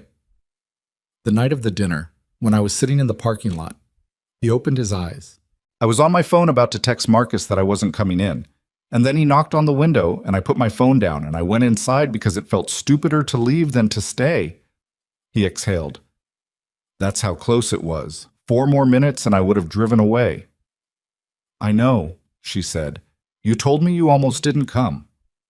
No. I said I thought about leaving. That's different from telling you it was 4 minutes. He looked at the greenhouse. I wanted you to know exactly how close you were to me not being there. Why? Because you told me you didn't tell me about Petra because you thought it would change things, he said. I'm telling you this because I don't want anything between us that's being managed for someone else's benefit, including yours. He paused. 4 minutes in a parking lot. That's the truth. The silence that followed was long enough that he thought the call might have dropped. Landon, she said. Yeah. You have no idea how glad I am that Marcus knocked on that window. He almost laughed. It came out as something between a laugh and an exhale. Yeah, me too. They talked for another hour that night. The conversation moved through the tension and out the other side. Not resolved exactly, not wrapped up, but breathed through, the way things that matter have to be breathed through rather than solved. She told him in more detail than before how she'd first seen him at the planning meeting. She'd been in the back of the room. Her company was involved in a separate agenda item that afternoon, and she'd watched him stand up and say his piece about the oak tree. The thing that had caught her attention, she said, wasn't the argument itself, though the argument was good. It was the way you talked about the tree, she said, not as an asset, not as a resource. You talked about it the way you'd talk about a person who'd been in one place long enough to matter. He hadn't thought about it that way. He'd just said what was true. I asked Marcus about you afterward, she said. He told me you ran a nursery and raised your daughter alone and came to planning meetings about trees. And I thought, she paused. I thought that was someone I'd like to know. He sat with that. Someone I'd like to know. Not someone impressive, not someone useful, not even someone romantically promising. Just someone I'd like to know. I'm glad you thought that, he said. So am I, she said. Even if it wasn't handled perfectly. Nothing is, he said. No, she agreed. Nothing is.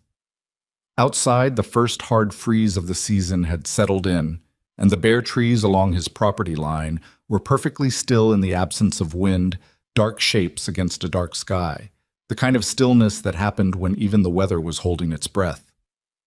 Inside the house, the kitchen light was on. The catch-all drawer sat closed and ordinary beside the refrigerator. The folded menu was still in it. He hadn't moved it. He wasn't going to. The following week arrived with the particular texture that early winter had in their town. A school event Rosie was preparing for with the ferocity of someone twice her age. 2 supplier calls Landon had been dreading, a Tuesday that produced both a broken irrigation line in the far greenhouse bay and a text from Evelyn that said, "Board meeting in Chicago this week, back Friday. Thinking about the root zone paving issue." You were right. He'd stared at that last line for a moment. He'd mentioned his concern about the revised development plan's paving specification in passing weeks ago, not expecting her to have retained it. He texted back, "Tell them permeable pavers, industry standard for mature tree protection." She replied 40 seconds later, "Already did. Drafted a letter to the planning office. Hope that's not presumptuous." He looked at his phone. "It's not," he wrote back. "Thank you." He put his phone in his pocket and went back to the broken irrigation line, which took 3 hours to fix properly and soaked his left sleeve entirely. And he worked in the cold greenhouse with wet fabric sticking to his forearm, and it was miserable in the specific way that physical work you didn't plan for was miserable. And somewhere in the middle of it, he realized he was in better spirits than he'd been in years. He didn't examine that too carefully. Some things were better received than understood. He fixed the line. He dried off. He called to check on Rosie at Beth's, and Rosie told him she'd learned how to do a cartwheel and also that carrots grew underground, which she had not fully believed before. "I know," he said. "We've grown them." "But I didn't think about it before," she said.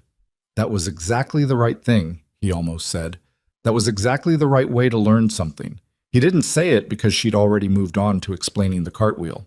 He made dinner. He ate it standing at the counter because Rosie wasn't home, and he hadn't yet broken himself of the habit of not sitting down to eat alone. The kitchen was warm. The house was quiet. He thought about a woman in Chicago, in a board meeting, who had drafted a letter about permeable pavers for a tree she'd never seen. He thought about an oak tree in a city lot, still standing, roots intact, doing what it had been doing for 2 centuries, growing, holding, staying. He washed his plate. He turned off the kitchen light. He went to bed. That night, for the first time in longer than he could accurately remember, the evening quiet felt less like weight and more like space, as if something that had been contracting for years had simply, without announcement, stopped. He didn't know yet what that meant. He thought he was beginning to. Evelyn came back from Chicago on a Friday evening, and Landon knew she was back because she texted him from the airport. Delayed 40 minutes. O'Hare being O'Hare. Home by 9. He was in the middle of helping Rosie with a science project, a poster about the water cycle that had somehow expanded in scope over the course of the week from a simple diagram to what Rosie now described as a full investigation. And he texted back, "Safe travels." The permeable paver letter worked, by the way. Got a call from the planning office today. She replied with a single period, which he'd learned was her version of a satisfied nod.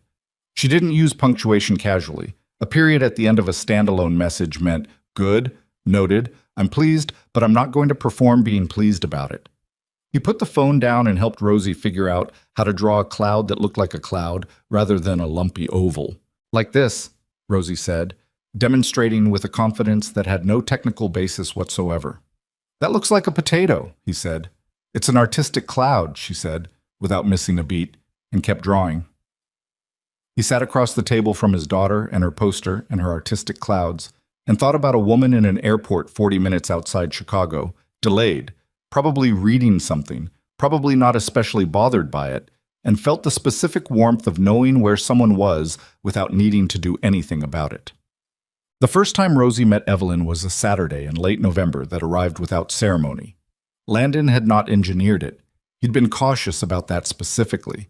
Not because he thought Rosie was fragile, but because he knew she was perceptive in ways that didn't always announce themselves, and he didn't want her forming an impression of someone important under conditions that were artificially managed. Kids understood more than the staging suggested, and Rosie understood more than most kids. What happened was this. Evelyn had come by the nursery to look at some ornamental grasses she was considering for a residential project she was consulting on, a small job she'd taken as a personal favor to a former colleague. She'd called ahead, and Landon had said, "Come by any time Saturday morning." He'd forgotten, not forgotten exactly, but not fully registered, that Rosie would be there because Beth had canceled their usual Saturday arrangement due to a migraine.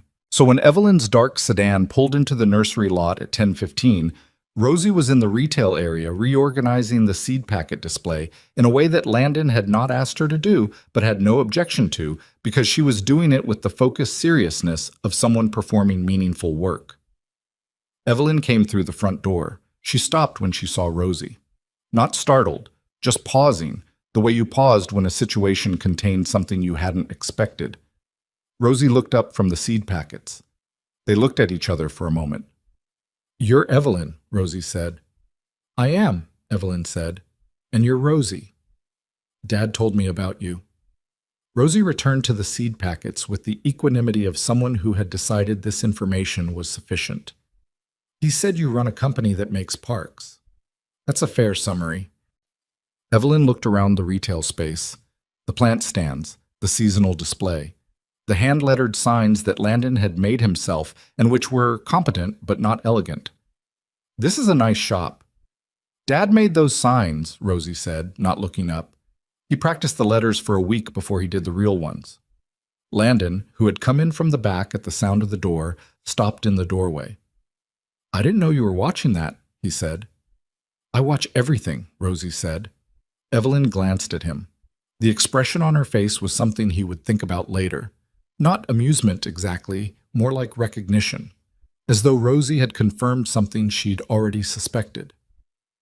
"Your dad mentioned you helped set up the greenhouse sensors," Evelyn said to Rosie. Rosie finally stopped what she was doing and turned around fully.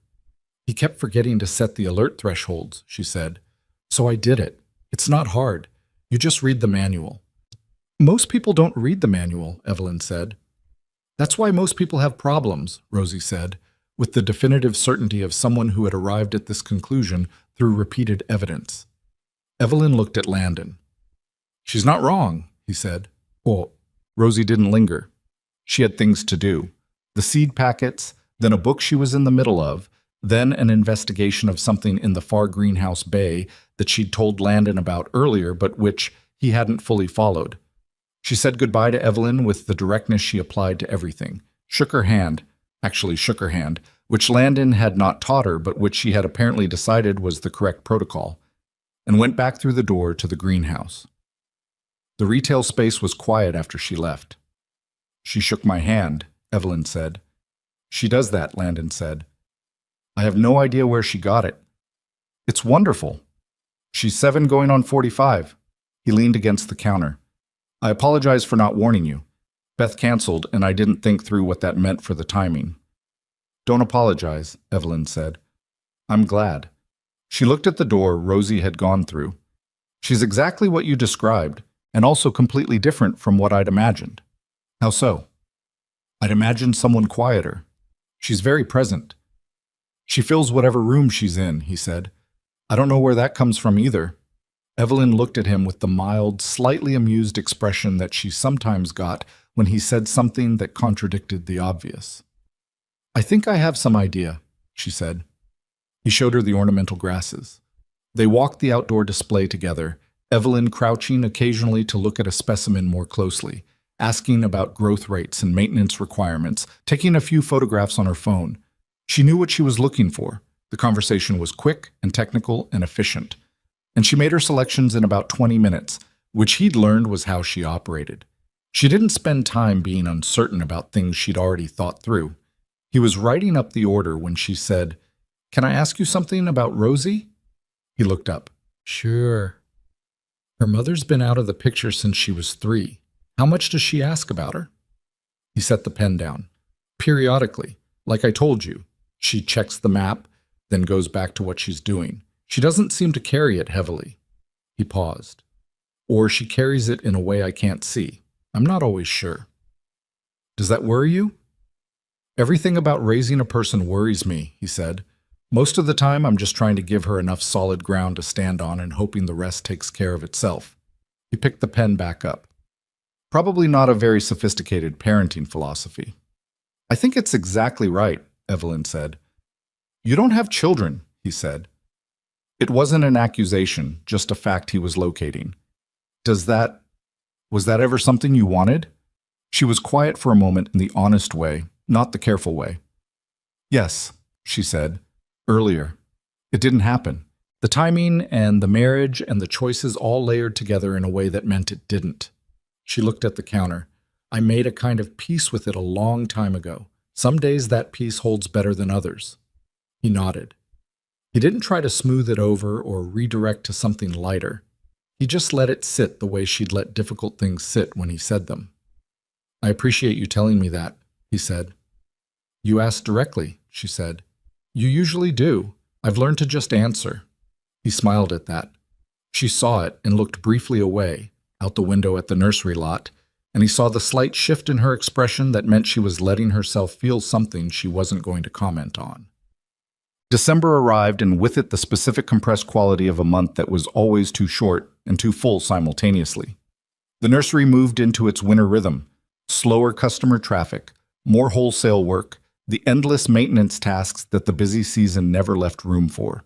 Landon fixed the east greenhouse ventilation properly, which he'd been patching since September. He redid the labeling system on the perennial storage racks. He finally got the delivery truck's transmission looked at, which cost more than he wanted and less than he'd feared. He and Evelyn had dinner twice in December.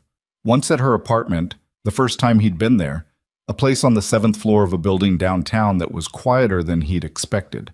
Lived in the way that suggested she actually spent time in it rather than just sleeping there between work trips.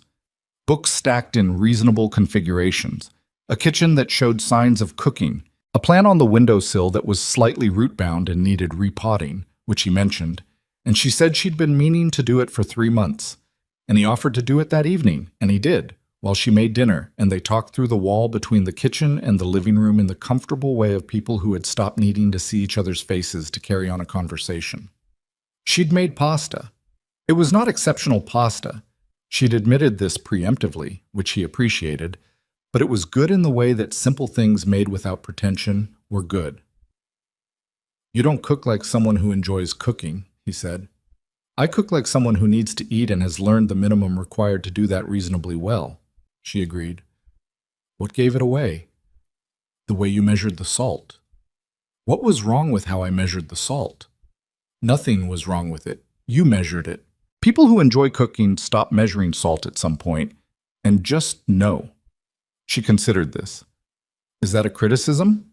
No, I'm the same way with taxes. You don't enjoy doing your taxes? I do them correctly. That's different from enjoying them. Fair distinction, she said. The second dinner in December was at a restaurant that was actually his suggestion, a Korean place that had opened near the nursery a year ago that he'd been meaning to try and hadn't. They went on a Wednesday evening, one of the twice-a-month evenings when Rosie did an after-school program that ran until 7, which gave Landon a window that he'd spent years filling with nursery administrative work and had recently started filling differently. The food was good. The restaurant was noisy in the comfortable way of full places. They shared several dishes and disagreed agreeably about which one was best, and at some point she told him about the first project her company had ever won a municipal contract for, a small streetscape renovation in a mid-sized city in the Midwest, 22 years ago, when her company had 4 employees including herself. We did it under budget, she said, which was the wrong thing to do, it turned out. Why wrong? Because when you do a public project under budget, the next time they assume you padded the original bid. It took me 2 years to recalibrate my reputation for honest estimation. She picked up her chopsticks. I learned to be exactly on budget after that, within a percentage point. On purpose? Everything on purpose, she said. That's the whole job. Understanding which lessons to carry forward and which ones to let go. He thought about that. What's the hardest one you've carried forward? She looked at her plate for a moment. That you can build something real and still lose it if you're not paying attention to the right things. She set the chopsticks down. I spent the middle years of the company so focused on growth that I stopped paying attention to the culture inside it. I had good people leave because they didn't feel seen. It took years to rebuild what I'd let erode. A pause. I paid attention to revenue and reputation and forgot that the thing holding it all together was people who believed what we were doing was worth doing. Did you fix it? I spent 4 years fixing it, changed my whole management structure, started doing quarterly individual conversations with every team lead.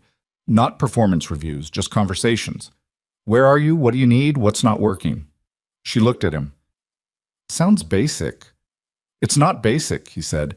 It's the thing that seems basic, but almost nobody actually does. No, she agreed. They say they do it. They don't do it. He was quiet for a moment. You hold yourself accountable in a very specific way, he said. Most people I know, when they talk about past mistakes, they tell you the version where they were doing their best and circumstances were difficult. You tell me about the thing you actually did wrong. Because that's what actually happened, she said. I know. It's unusual. She looked at him across the table. Is it something you're drawn to? The directness? It's the thing I trust most, he said. When someone tells me the exact wrong thing they did without making it comfortable, I believe everything else they say. She held his gaze for a moment. Outside the restaurant windows, December moved along the street, people in coats, a string of lights someone had put up along the awning of the shop next door. Good, she said. I'd like you to believe everything else I say. It was Beth who finally said what everyone else had been thinking. She said it on a Saturday afternoon when she came by the nursery to drop off Rosie and ended up staying for coffee, which happened sometimes. Beth had a way of ending up staying places, one of her less annoying qualities. She's good for you, Beth said. Landon was checking an order manifest. I'm not asking, I'm telling you. Beth wrapped her hands around the coffee mug. You're sleeping better. You're less in your head. You made an actual joke at Thanksgiving dinner that wasn't about plant biology. I make jokes. You make facts that are accidentally funny, Beth said. It's different. You made an actual joke at Thanksgiving. Marcus almost fell out of his chair. He put the manifest down. He stopped. Happy, Beth said. The word is happy. You can say it. He picked the manifest back up. It's complicated. It's not, though, Beth said. I know it feels complicated because of the age difference and because of Rosie and because you haven't let yourself want anything for 4 years and now you do, and that's terrifying. I know all of that, but the actual thing that's happening is not complicated. She pointed at him with the mug. You are happy. She makes you happy. That's not complicated. That's the point. He set the manifest down again because he clearly wasn't going to get any reading done. There are real logistical things, he said. Name them. The age difference. Is either of you bothered by it? He thought about it honestly. No. Name another one. Rosie. Rosie shook her hand and decided she was acceptable, Beth said. Rosie is the least of your problems. Name another one. He was quiet. There isn't one, Beth said, not unkindly. There's just you being scared, which is allowed. But call it what it is. He looked at his sister across the retail counter of the nursery his grandfather had built, and which his father had kept, and which he was now keeping, and felt the straightforward weight of being known by someone for 35 years. It's been a long time, he said, since I let someone matter. I know, Beth said. She matters?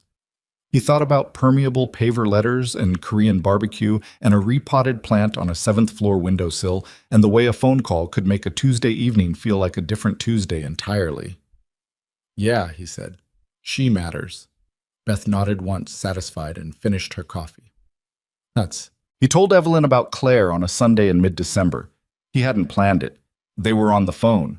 A Sunday afternoon call that had become a loose habit, both of them with slower schedules on Sundays, the conversation moving through the week's events and whatever each of them was thinking about. And she'd asked him something about what he'd been like in his early 30s, before the nursery had fully taken over his professional identity. And somehow, that led to Claire, the apartment they'd been saving for. The evening, she'd sat him down and explained, with the specific exhaustion of someone who had been trying for too long, that she couldn't stay. I don't think she was wrong, he said. I think she knew herself and made an honest call. I respected that even then, when I was too hurt to say so. What hurt the most? Evelyn asked. He thought about it. That I hadn't seen it coming, he said. I thought I knew where we were.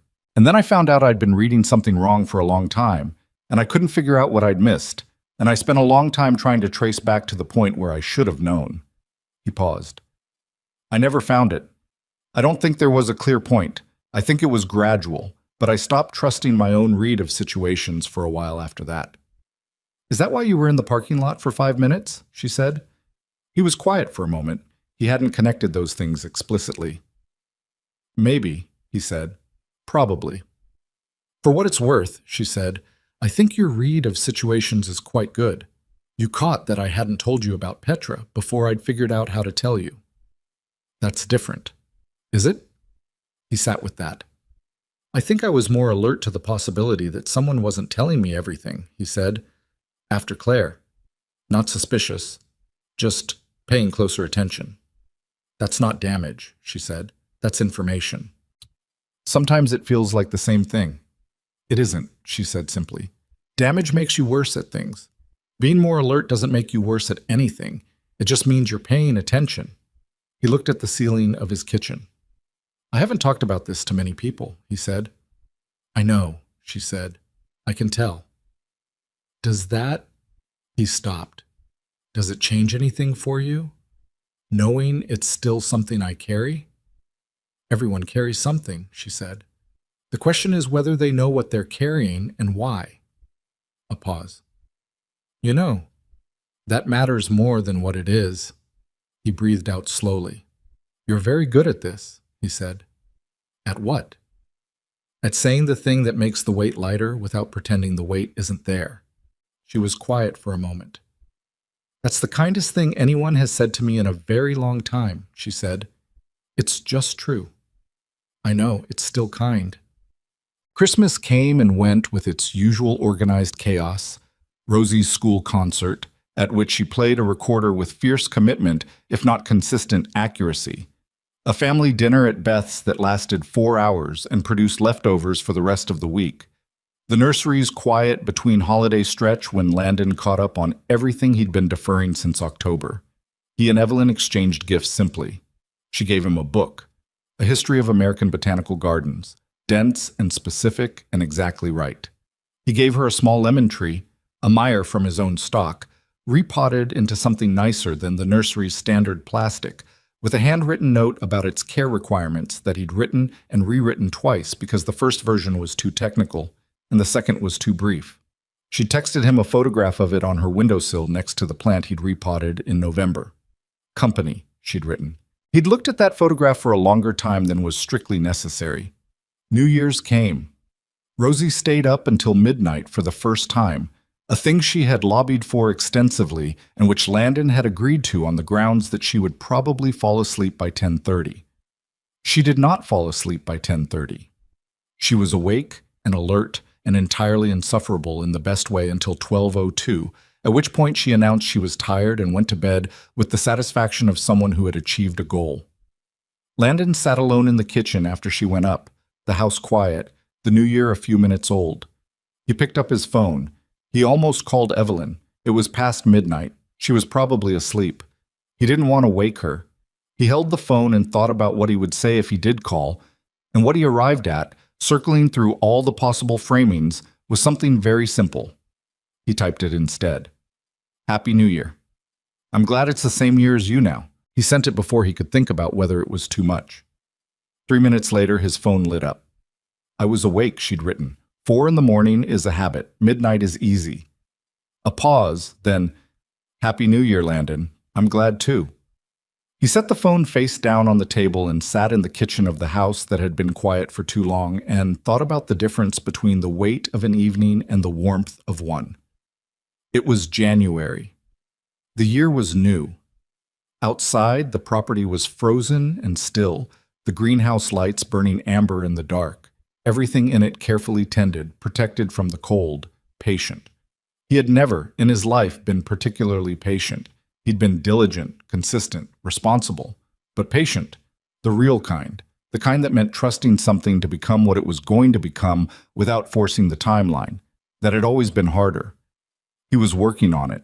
He went to bed with the phone in his hand and the house warm around him and thought, for the first time in a long time, that the year ahead felt like something he wanted to be inside of, rather than something he was simply managing his way through.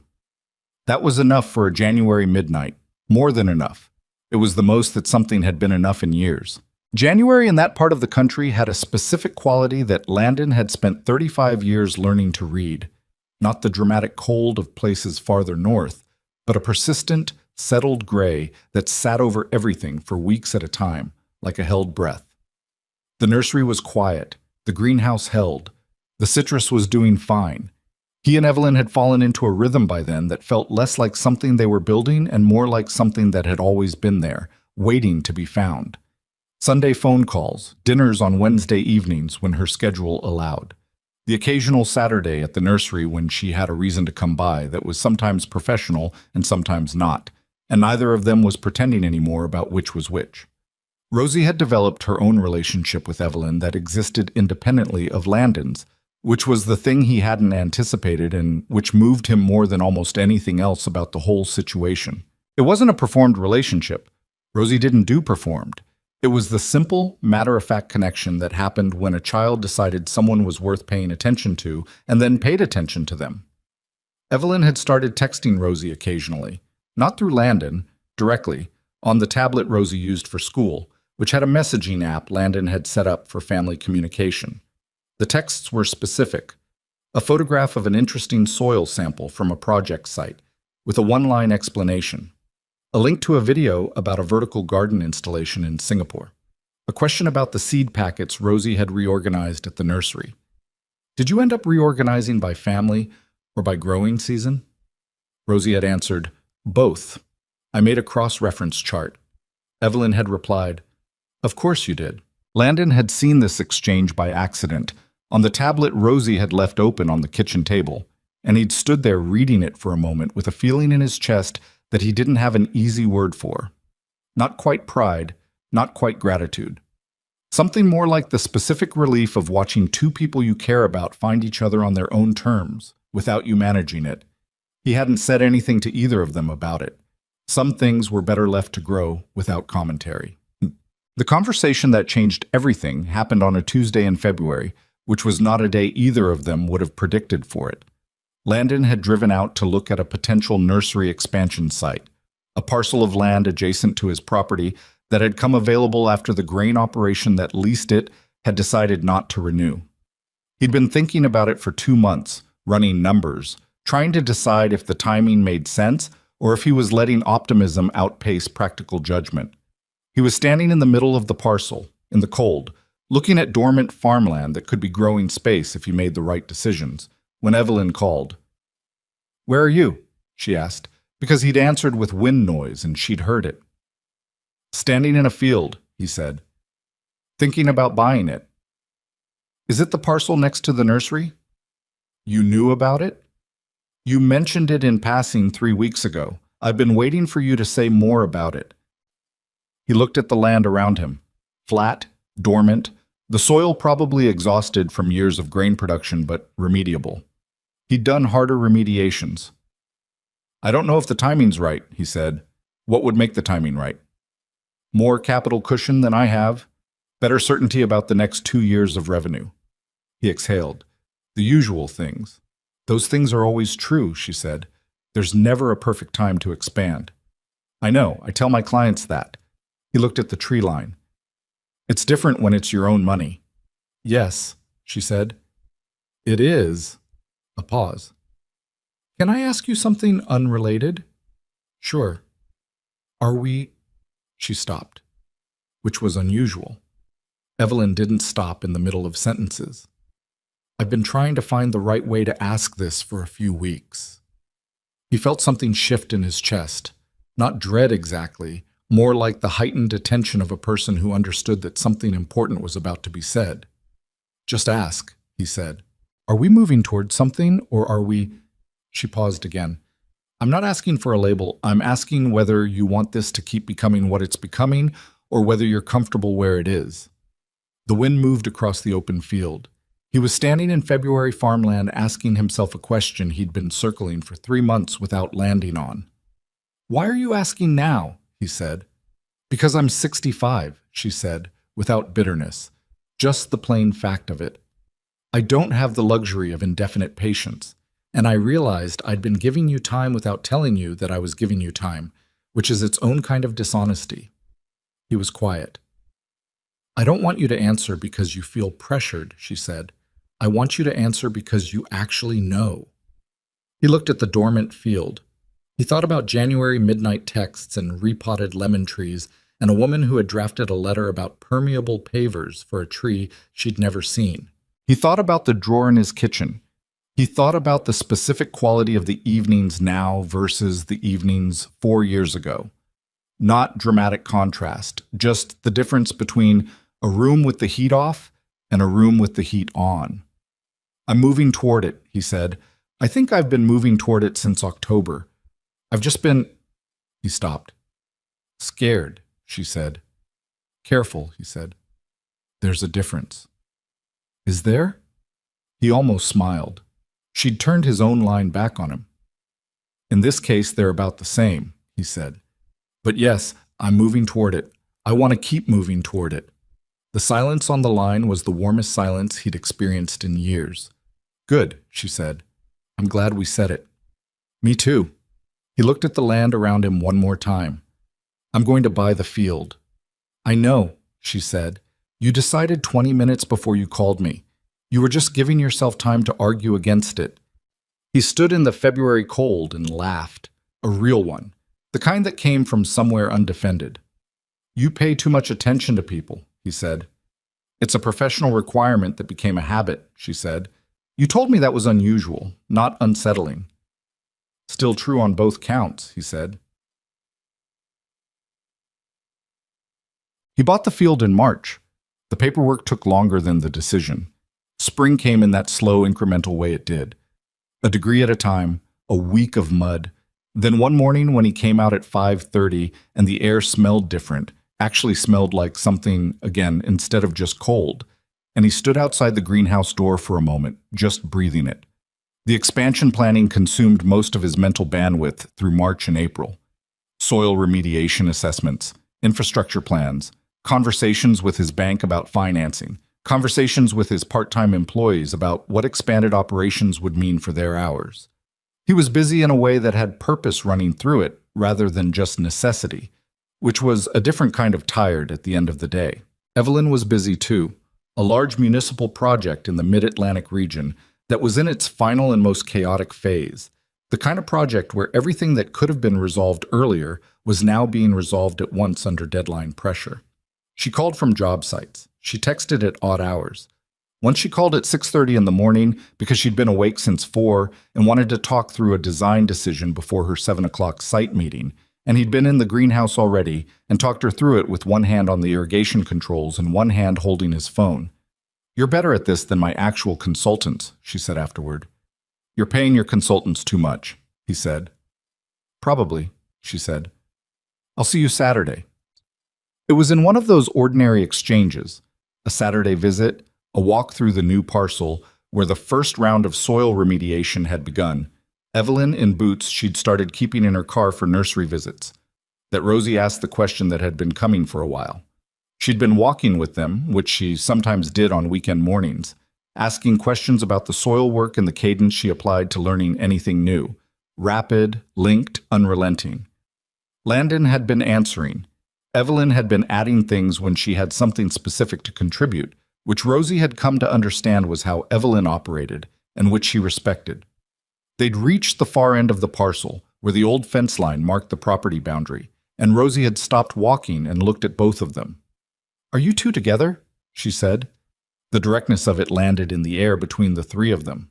Landon looked at his daughter.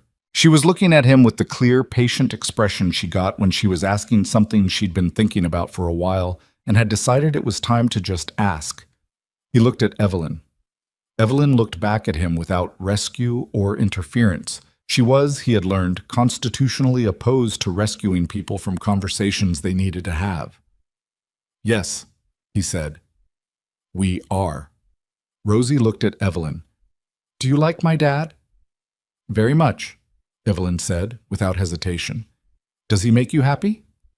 Evelyn considered this seriously, which was exactly the right approach because Rosie would have seen through anything less than serious. He does, she said, in a specific way that I wasn't expecting and have been grateful for. Rosie processed this. Okay, she said. She looked at Landon. Good. Then she turned around and walked back toward the nursery because she'd left her book on the break room table and wanted it. Landon watched her go. He exhaled slowly. That's it, he said. That's the whole conversation? She asked what she needed to know, Evelyn said. She's not complicated. She's incredibly complicated, he said. She's incredibly direct, Evelyn said. Those aren't the same thing. He looked at the tree line. The sky was a pale March blue, high and clear. The property looked the way it looked at the beginning of a growing season. Rough, potential-laden, not yet what it was going to be. She asked if you make me happy, he said. She did. You said yes. I did. He turned and looked at her. She was standing a few feet away in her borrowed boots, her coat open because the day had turned warmer than expected, her silver hair catching the light. She was looking back at him with the steadiness she always had, the composure that had nothing to do with being unaffected. You make me happy too, he said. I should have said that more clearly before now. You've been saying it in other ways, she said. That's not the same as saying it. No, she agreed. It's not. She looked at him. Say it then. You make me happy, Evelyn. She didn't perform a reaction. Her expression shifted the way it did when something landed, not on the surface, but further in, the specific movement of someone receiving something they'd needed. Thank you, she said. That matters. It's not enough, he said. The word, it's not big enough for what I mean. Tell me what you mean then. He looked at the land around them, the dormant soil beginning its slow seasonal return, the whole property in the particular suspended state of March, winter letting go, spring not yet arrived, everything in between. I mean that I spent 4 years deciding the life I had was complete, he said. Not as a lie. It was a decision I believed. I had Rosie and the nursery and enough real things to stand on. I didn't think I was missing anything. He looked at her. And then you sat down across from me at a dinner table and told me you were my blind date. And 6 months later, I can't remember what the evenings felt like before I had someone to call. She didn't say anything immediately. The wind moved through the new parcel over the turned soil, carrying the smell of it. I wasn't looking for you either, she said. I want you to know that. I agreed to that dinner because Petra and Marcus thought it was a good idea and I trusted their judgment, not because I was looking. She paused. I'd stopped looking. I'd decided that chapter was something other people had. And now? And now I'm standing in a field in March in borrowed boots, she said, and I've never been more sure that I made the right decision to walk through that restaurant door. He reached out and took her hand. She let him. Her hand was cold from the March air, and she didn't apologize for it, and he held it anyway. They stood there for a while. 2 people in a field in March, neither of them young, neither of them uncomplicated, neither of them who they'd been when they started. That was the whole of it. That was everything. Chat. He proposed in September. Not with elaborate planning. He'd thought about the elaborate version, the location, the timing, the speech, and had discarded it because it wasn't true to either of them. Evelyn didn't want a performance. She wanted the real thing, said plainly, the way she'd always wanted everything. They were at the nursery on a Sunday morning. The late summer garden was at its fullest, the outdoor display heavy with the last blooms of the season, the air carrying that specific September quality of warmth with the first cool edge underneath, the year beginning its long exhale. Rosie was somewhere in the greenhouse. He could hear her talking to the plants in the low, private murmur she'd developed, a habit she claimed was for the plants' benefit and which he found quietly extraordinary every time he heard it. Evelyn was looking at a rose he'd been trying to establish in a difficult corner of the display garden, a stubborn spot that got too much afternoon shade and too little moisture, and which he'd been working on for 3 years with mixed results. She was crouched down, looking at the root zone the way she looked at everything, with that complete present attention. He was standing a few feet away, and he was looking at her, and the thing that had been sitting in him for months, not building toward something, just waiting, the way things waited in him when they were ready and he was catching up, came clear. "Evelyn," he said. She looked up. "Marry me," he said. Not a question, technically. Not because he wasn't asking, he was, absolutely, but because the way it came out was the direct form, the form that said, "This is what I mean, this is what I want, here it is with nothing around it." She looked at him from her crouched position next to the rose, in September morning light, with dirt on one knee of her dark pants from where she'd knelt. She stood up slowly. "You could have given me a little more preamble," she said. "I don't have preamble," he said. "I just have the question." She looked at him for a long moment, the kind of look that was reading something, taking the full measure of it, not for suspicion, but for certainty. He held it. He didn't flinch from it. He'd learned, in the months with her, that she needed to look at things fully before she could say yes to them, and that was not the same as hesitation. "You've thought about this," she said, "for months. You're not asking because it seems like the right next step." "I'm asking because I want to spend the rest of whatever I have standing next to you," he said. "That's the whole reason." She looked at him.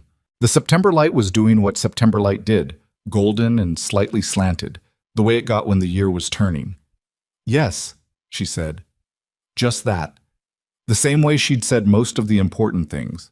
Directly, without performance, with the full weight of meaning it. He crossed the small distance between them and she put her hand on his face briefly, a gesture he hadn't expected, and they stood in the display garden while September moved around them, and somewhere in the greenhouse Rosie was talking to the plants, and the world continued its ordinary, remarkable business of being what it was. Rosie, when told, was quiet for approximately 4 seconds. Then, "So she'll live here?" "We'll figure out the logistics," Landon said. "Her apartment is nicer than our house," Rosie said. "Thank you, Rosie." "I'm just saying." She looked at Evelyn. "Do you want to live here?" "I want to be where your father is," Evelyn said, "and where you are." Rosie considered this. "We could make the back room bigger," she said. "There's space if you knock out part of the storage wall." Landon stared at his daughter. "How do you know about the storage wall?" "I looked at the plans in your desk," she said. "The original house plans, from when Grandpa built the addition." She looked at Evelyn. "Dad has them in a blue folder in the left drawer." "I know," Evelyn said. "He showed me." "Good." Rosie seemed satisfied. "We can talk about the room later. I'm going to finish my book." She stood up from the kitchen table and then stopped and turned to Evelyn. "I'm glad you said yes," she said. Evelyn's composure, which was considerable and well-practiced, had a visible moment of effort. "Me too," she said. Rosie nodded once and went upstairs. Landon and Evelyn sat in the kitchen in the silence she left behind, which was the particular silence of a child who had said exactly what she meant and moved on, which was the most Rosie thing she had ever done. "She looked at the house plans," Landon said. "She's been thinking about this longer than you have," Evelyn said. "Apparently." He looked at the ceiling. "She's 7. "She's 8, Evelyn said. "She had her birthday 3 weeks ago." "I know when her birthday is." "I'm just noting that you called her 7. "I'm overwhelmed," he said. Evelyn laughed. It was the full version of her laugh. The unguarded, brief, entirely real one that he'd first heard at a dinner table in October when he'd told her about a grain mill video, and which he had since come to understand was one of the things he would spend his life trying to earn. They were married the following September, a year and 2 weeks after he'd stood in the display garden and said, "Marry me," without preamble. The ceremony was in the nursery gardens because there was nowhere else that made sense. This was where they were. This was the ground they knew.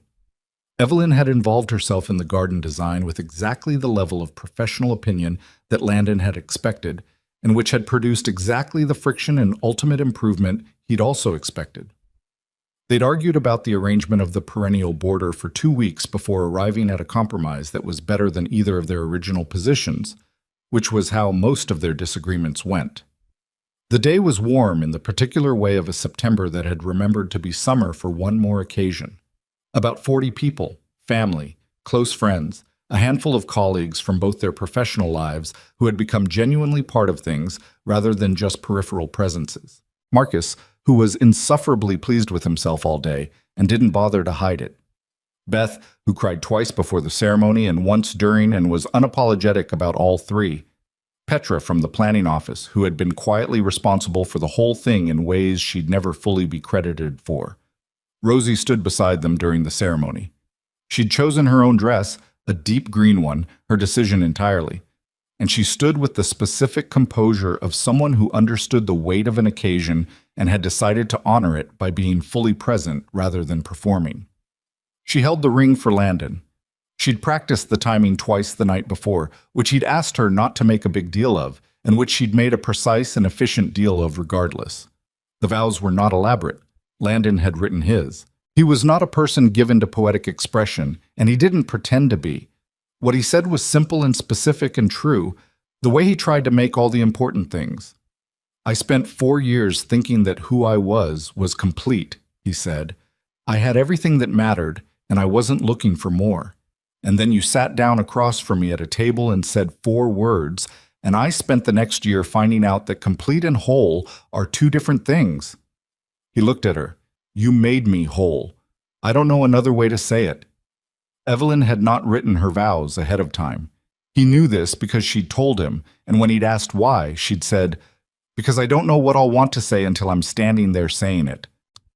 She stood in front of him in September light and looked at him with the same look she'd given him in the field in February, in the garden in September, across a dinner table in October a year ago. The full, complete, unhurried attention of someone who was not performing presence but simply, entirely, present. I looked at you from across a planning meeting room, she said, and I saw someone who stood up for a tree because it was right, not because anyone was watching. That was who you were in public. I spent the last year finding out who you were in private, and you're the same person, completely the same. She paused. Do you know how rare that is? To be exactly who you appear to be all the way through? She looked at him steadily. I love you for that.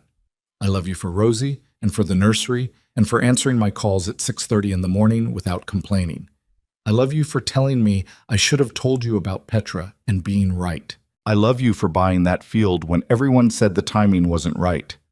Her voice stayed even, that remarkable trained evenness that she'd spent decades building and which he could now read well enough to know what was underneath it. I've been waiting a long time, she said quietly, not for someone in particular, just for something true.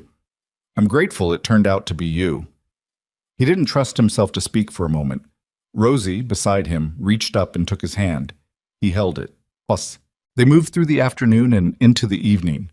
There was food and the specific pleasurable noise of a gathering of people who were glad to be together. Marcus made a toast that was funny and slightly too long, which was exactly what anyone who knew Marcus had expected. Beth made a toast that was shorter and better, and made 3 different people cry, including Landon, which he accepted without apology.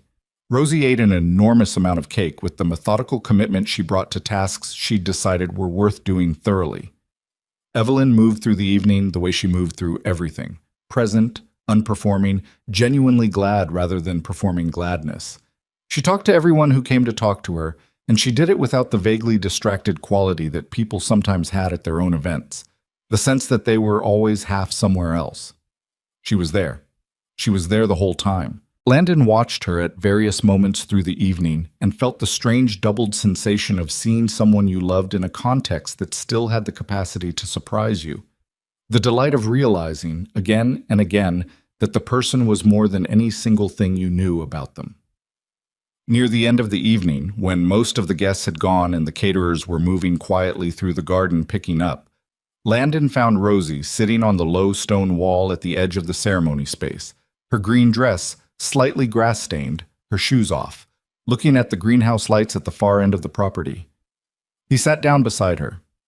"Good day?" he said. She nodded. "Good day. You did great with the ring." "I know," she said. Then, "Dad?" "Yeah." "I'm glad you went inside," she said. At the restaurant, when Marcus knocked on the window, he looked at her. "You know about that?" "You told Aunt Beth on the phone and I was on the stairs," she said, with the untroubled matter-of-factness of someone who did not consider this eavesdropping but simply information. "You were on the stairs," he said. "I heard you say you almost didn't go in." She looked at the greenhouse. "I'm glad you went in." He put his arm around her. She leaned into him with the specific warmth of an 8-year-old who was almost too old for this kind of leaning and wasn't quite yet. "Me too, buddy," he said. "Me too." The years that followed were not simple. No years are, if you're living them honestly. The nursery expansion turned out to be harder than projected. The soil remediation on the new parcel ran over schedule and over budget. And there was a stretch in the second year where Landon was working 7 days a week and sleeping badly and snapping at people in ways he wasn't proud of. Evelyn didn't smooth it over or pretend it wasn't happening. She sat across from him one Sunday morning and said, "You're running yourself into the ground. What do you actually need?" Not "what can I do?" What do you need? He'd appreciated the distinction enough that it had started him thinking more honestly about the answer, which turned out to be simpler than he'd made it.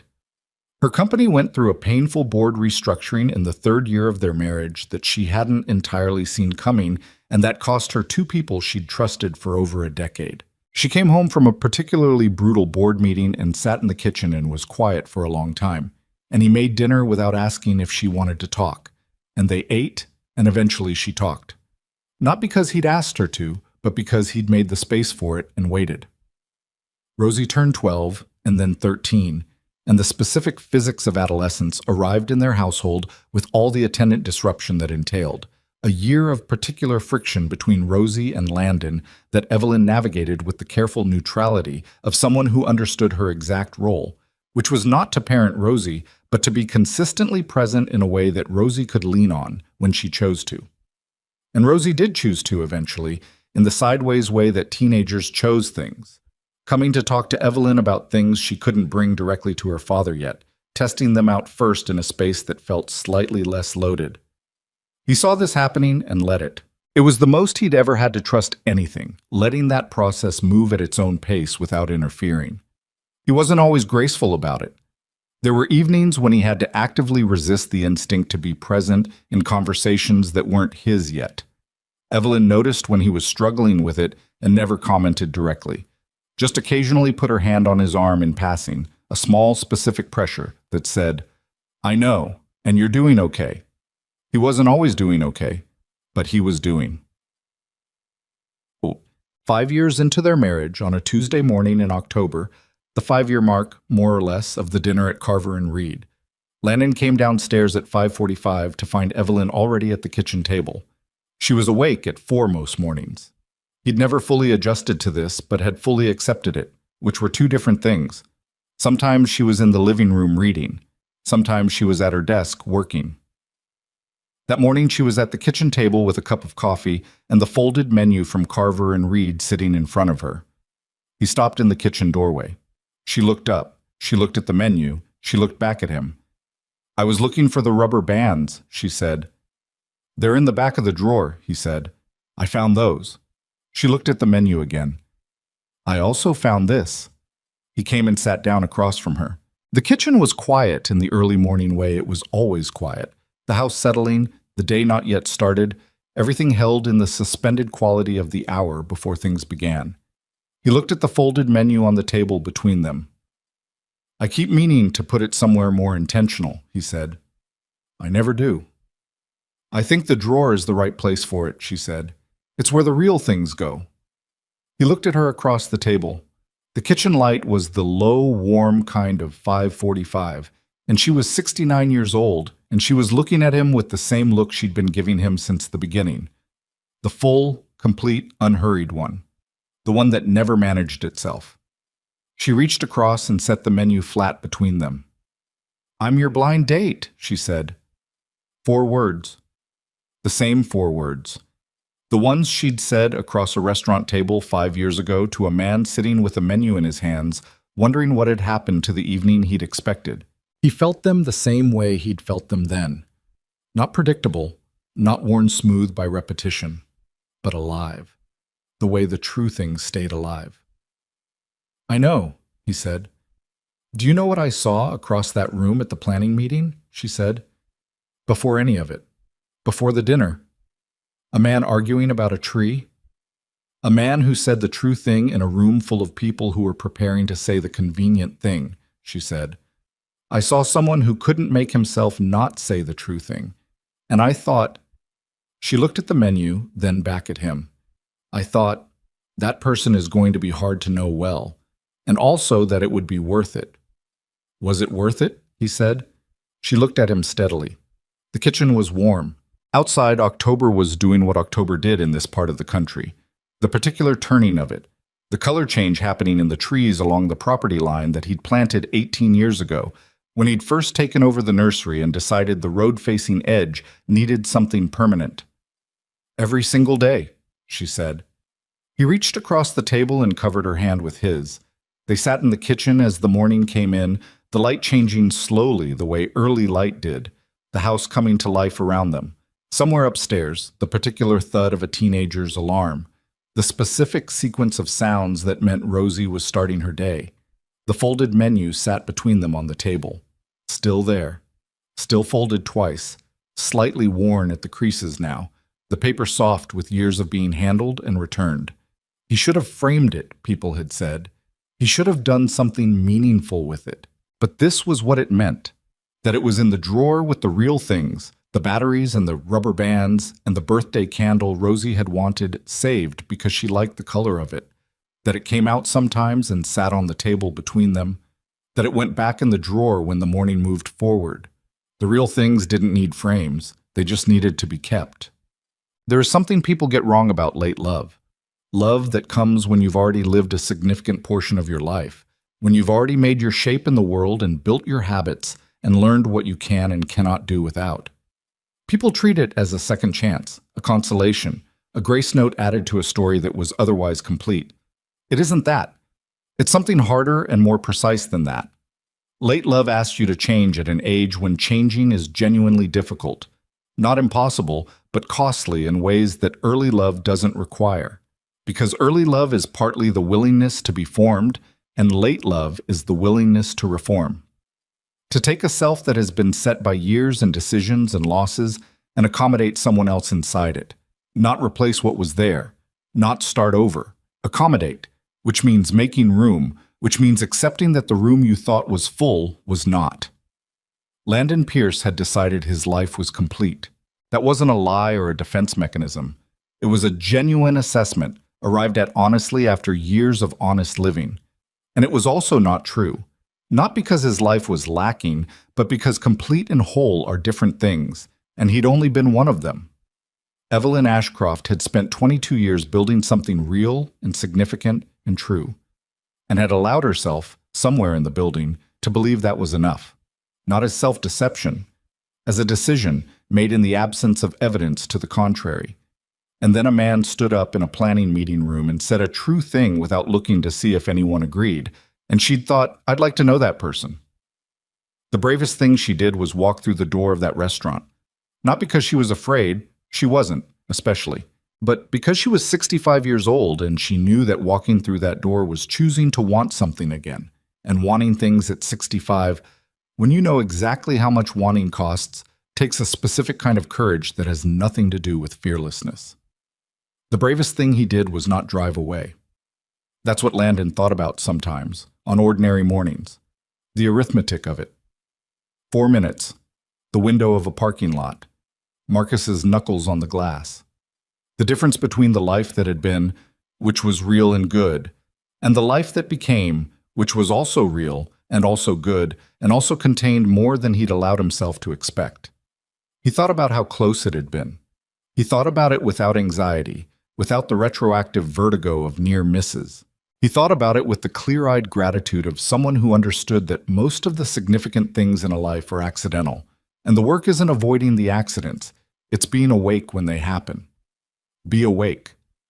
Say the true thing. Don't drive away. That's all it was. That's the whole of it. The menu in the drawer. The lemon tree on the windowsill. The oak tree that was still standing. The morning coming in through the kitchen window, changing the light. Everything kept, nothing thrown away.